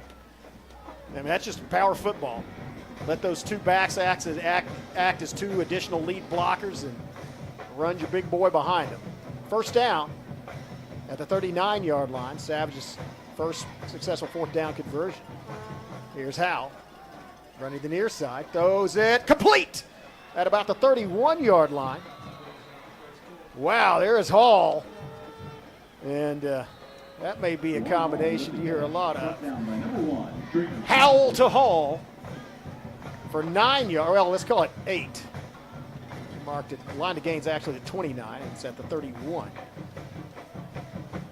So he did get out of bounds. So does stop the clock at 5:49. It's a 3-possession game for Broken Bow. Here's Howell rolling outside as Frazier as the blocker throws it out. Complete again. Dropped. And that was Sky Baker. Had it in his hands, but a defensive back punched it out there. Boy, what an accurate pass, though, running to the opposite side. Keep in mind, for Howell, he's a left-handed guy, so he's running and throwing left. He's running to his left, throwing left-handed to a guy that's going toward the left sideline. Beautiful pass. Just a heads-up defensive play by the Buffaloes. Knocks it loose. Still have 3rd and 2. And it does stop the clock at 5:37. Savage now with 344 total yards. Howell in the backfield with Frazier. Howell looked like he called a timeout. Yeah. They had Brannon coming across in motion. Timeout, Broken Bow. And timeout. We're going to stay right here. Talk about not only this team, but this staff. I tell you, we mentioned it in the pregame, but there is a lot of excitement around Broken Bow football. I really haven't seen it this way. I think it's been at least a decade.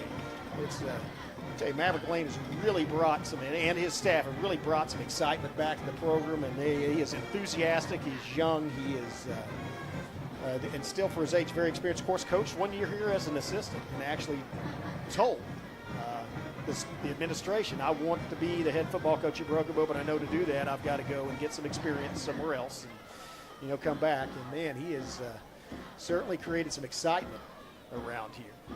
Appreciate it. Talk about other stories. There's his sophomore quarterback.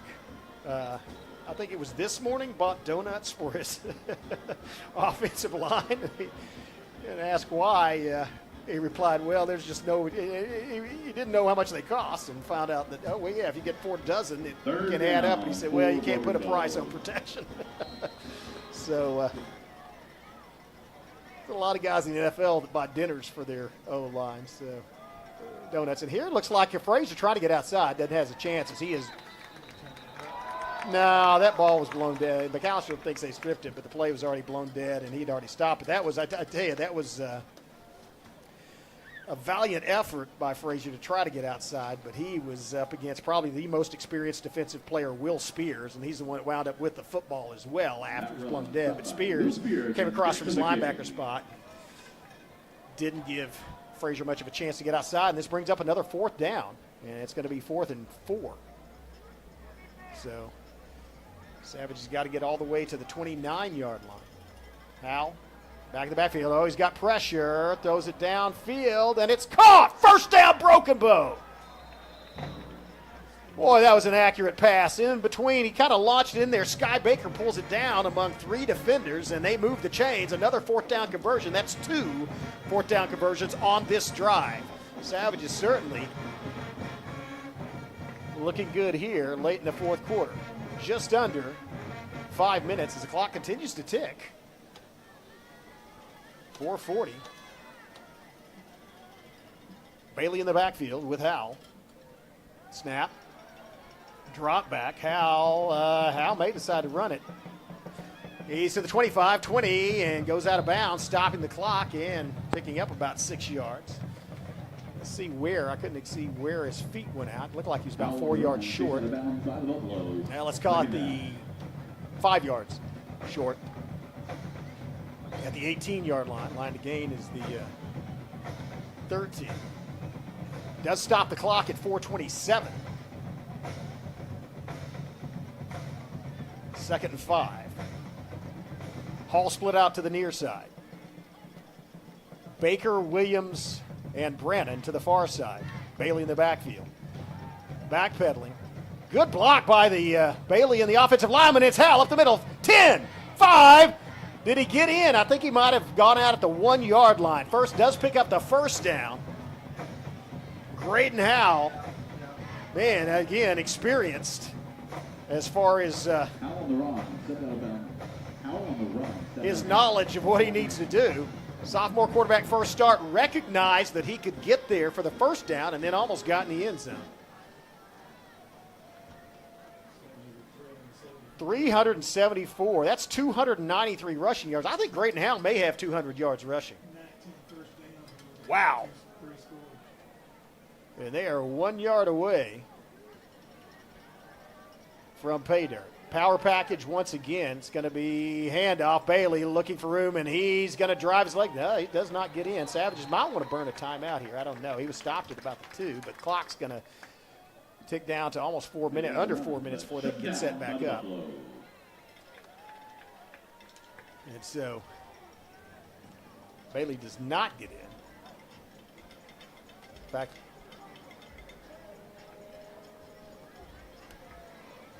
same play formation this side, power to this side. And now it's Bailey. Oh, wow, that was a well-designed play. That was kind of a misdirection.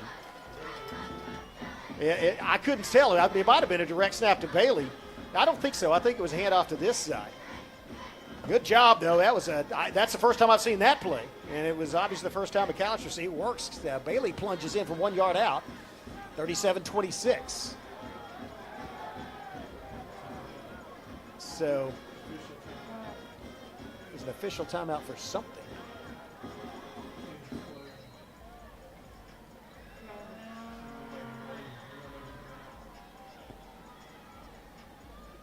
I don't know who the injured player. Oh, it's Baker.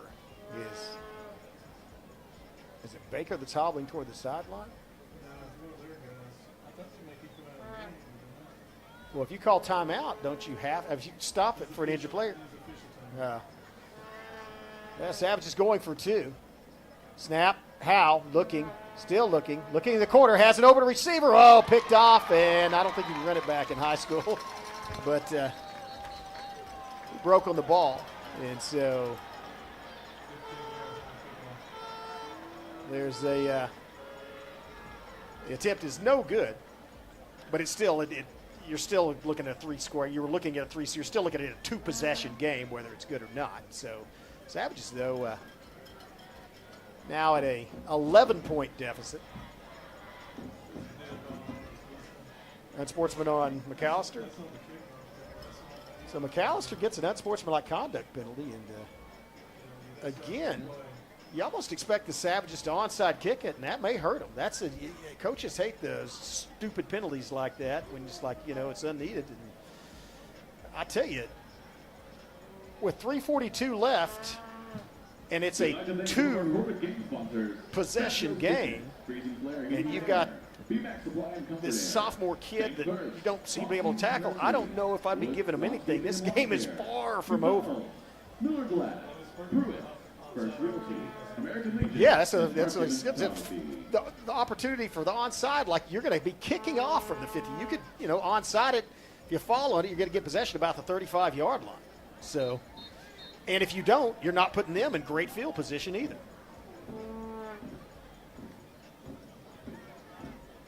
So Broken Bow's kickoff team is out on the field at the 45-yard line. They're ready to play. McAllister's talking it over. Victor Silva to do the honors.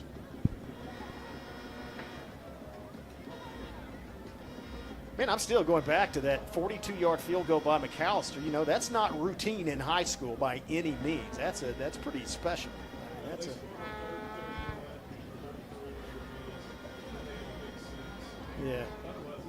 Yeah, Skip put out.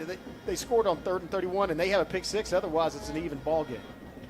And I think the Savages know that, looking at the way that their kickoff team came on. Let's see what happens here. It does take a hop. It does came out of bounds. We had the guy there, too. And if you're looking at that flag's because the kickoff went out of bounds. That's not a unsportsmanlike. Man, that was a well executed kickoff by Silva. It rolled right to the point it needed to, and then popped up over the first level. Man, that was textbook. Victor Silva's a good kicker, and we had a member of the kickoff team down there. And here's what we're talking about. It's an onside kick. It fails, but even so, you're not giving up a whole lot of yardage. Actually, it's not a penalty, I don't think, because it hit one of their players. It's out. I thought it hit one of their players. I thought it hit the guy. That's why they're not marking it off. Yeah, it hit that first guy. It bounced and hit off his shoulder, and that's why it was a live ball anyway because it's a kickoff, but it almost bounced into Savage's hands. Now the Savages with 2 timeouts. Still 3:42 if they can get a 3-and-out here. Still have a chance to win this football game. I would expect, even though McAlester has 185 passing yards, I expect him to keep the ball on the ground here and try to roll this clock down, wind this clock down. Now it's quarterback keeper. He's being chased by Bailey. Can't get to him, though. Good outside. No, he can. Boy, that was Bailey on the tackle. But hand a lot of credit to Nokum. Nokum forced him back inside. Good lateral. Man, the lateral, that's what we talked about at halftime. The lateral pursuit by Broken Bow has improved incredibly in this second half. That's a good adjustment by the Savages. And as a result, it's a 1-yard game. 2nd and 9. 3:15 and ticking left in this ball game. Here's a handoff up the middle. Not much. Well, he turns it in. Wow, he's still going. Man, way too much after contact as he had Cupid and Baker's still. Bam, Baker's slow getting up again. Hobbled. But the initial contact was made at about the 30-yard line, and they dragged us for about 5 yards after that. And that's closer to first down. Yeah, timeout Broken Bow. We'll take one as well and then have a word from our sponsors. We'll be right back. You're watching Broken Bow Savage Football on the Broken Bow Network.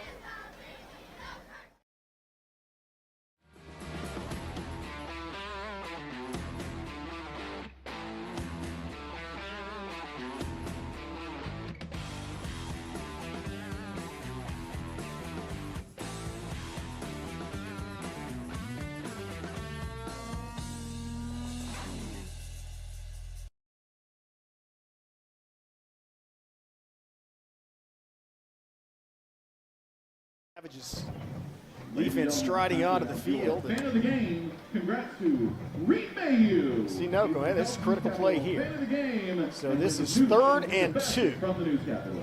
And if the Buffaloes don't make this, you expect them to punt. Savages, first of all, don't jump.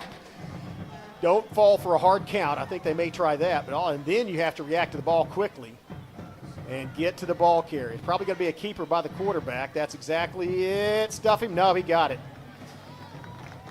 Tackle by Tinajero, Baker, and Bailey, but not before a gain of about 4. And that's going to move the chains. And now Savages getting close to desperation time is now 3 new downs.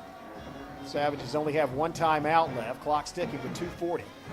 So 160 seconds left in the ball game. Just expect the Buffs to keep it on the ground and maybe try to pick up another first down. Quarterback keeper.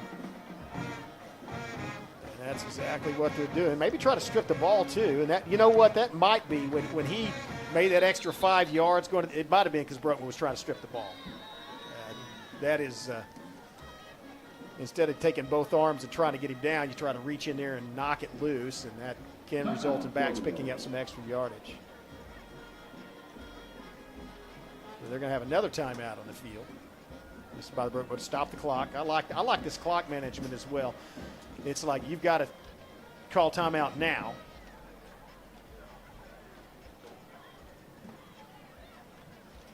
While they have the ball, because you can't control the tempo.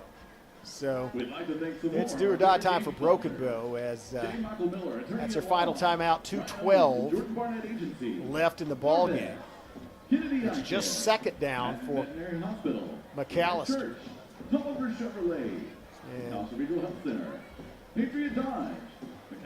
They have 4 yards to move the chains again. If they make a first down here, it's pretty much over because they can run the clock out. Savages can prevent them. Savages need 2 stops, need to prevent them from getting 4 yards on these next 2 plays, and then they can get the ball back. It's still a long shot. They have to score twice. But only one of those scores has to be a touchdown. You could conceivably get a touchdown and down by 11, a touchdown, a 2-point conversion, then kick a field goal to tie it up. Before you do any of that, you're going to have to stop McAlester. And I might expect the Buffaloes to do maybe a fake and throw it out in the flat or something on this play just to get that first down. I don't know. Let's see. Maybe a quarterback keeper again. They've been successful at that the last couple of plays. They do try the hard count. Broken Bow does not jump on it. Oh, come on. Well, that's going to do it. That's going to move it 5 yards, which will be past the line to gain. And so that gives the Buffaloes 3 more downs. And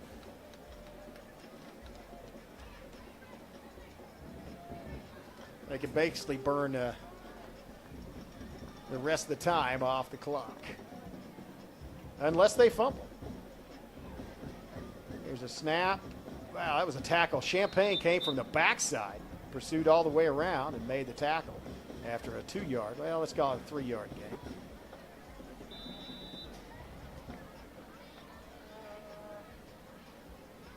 Just under 2 minutes, 1:58 is where the clock is.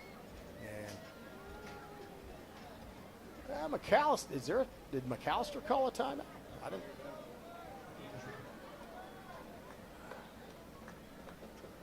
Oh, yeah, there's a Savage player down. We'd like to thank some more of our corporate game sponsors: State Farm, agents of McAlester, the Bank and Warren Clinic McAlester. Looks like another cramp. See Savage trainer Mo Skelton and Miley Trent aiding there. Miley's actually getting some training on being a trainer. That's what she wants to do. Go to college to learn to do that. So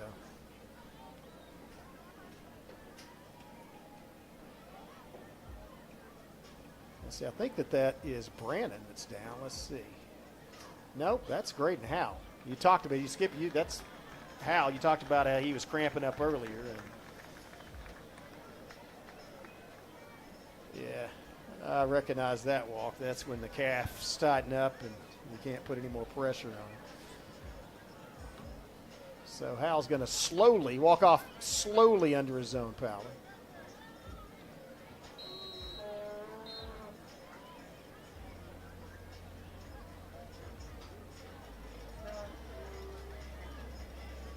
As Buffalo's going to line up, and they may, the clock's at 1:47 and they still have a 2 timeouts, so they can actually let the play clock run down and not even call timeout. Get the maximum time off the clock without having to have a penalty, and then also just take a penalty. Well, I'll hand it to the Savages. 290, if the clock is accurate, and it's pretty close, 294 rushing yards, 81 passing. Our Savages have 375 yards of total offense to the 325 by the Buffaloes. Savages have 19 first downs to 12. But the one stat that matters the most, they are 11 points down. And there's a tackle penetration, and a good tackle by, actually that was Tenejero, but I think he got a hold of the face mask. And I think he might have hurt his hand. Tenejero was flipping over the top of him. I think either Nokum, I think it was either Nokum or Bailey who's coming from the backside, got some pressure on there, but that's going to add a 15 to it. But that's kind of academic at this point because that 88 seconds left in the ball game. And no timeouts for Broken Bow. McAlester can run out the clock. Savage is going to, well, again, another relatively pretty close game here at McAlester. It's been a 10-point margin of victory for the Buffaloes the last 2 years, and this time it's 11. But Savages certainly made a good showing, played well, and especially in this second half. Really came out of the locker room in the second half and executed well. That's the victory formation. You see the back, they're going to snap the quarterback. He's going to take a knee, except he'll back up to eat more time off the clock and then take a knee, which keeps the clock running. And so under a minute left, and that was just first down. And so 2 more of those, and it'll be a victory for McAlester and a loss on the road for the Savages to start off this season. And, it's kind of familiar. I tell you one thing you have to add to Brogo, they like to play. They're not playing any weak opponents in their, and I mentioned this in the pregame, but in their non-district, as they're taking on 2 5A teams, 2 good 5A teams. In fact, we have an update on that Ada Durant score because Durant Lions are for real. They've got the number 1 defensive line prospect in Oklahoma. And that's going to do it. Yeah, we're proud of the way that these guys played. Look at them out there. As you see the coaches talking to them, they did play with class and toughness tonight. Came up on the wrong end of the score. But certainly played Savage football. Very proud of them, and certainly some great things to show. Again, we will be live streaming 20-13 final. Ada did pull off the 6-point or 7-point victory, but man, a close game between Ada and Durant. So the Savages will go on the road again next week to Southeastern Oklahoma State University at Durant. That's the home field for the Durant Lions. We will be bringing you that game. And I think it's another 7:30 kickoff. We'll probably go on the air at about 7:10, 7:15. Will you just make sure and pay attention to the Broken Bow High School Facebook page, Broken Bow Public Schools Facebook page. We will post both the link and the time there. And if you can, travel to the game, support the Savages. And if you can't, feel free to watch it live here. And by the way, if you want to watch this, if you're a first-time viewer and you want to watch this again, these are archived on the Broken Bow Savages YouTube channel. You can see where they're archived down in those videos that are below the live stream. And so I don't know if it's immediately. It usually takes about 20 minutes to upload, and then after that you can view it. Proud of the way Broken Bow played tonight.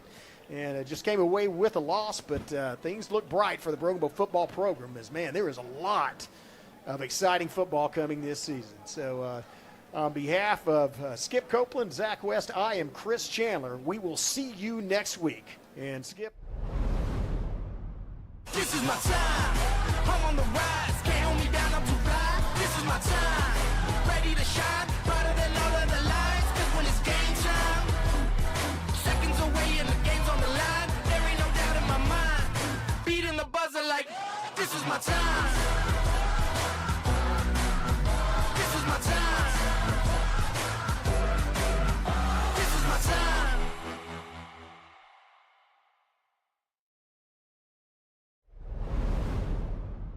This is my time. I'm on the rise. Can't hold me down. I'm too fly. This is my time. Ready to shine. Brighter than all of the lights. 'Cause when it's game time, seconds away and the game's on the line. There ain't no doubt in my mind. Beating the buzzer like this is my time.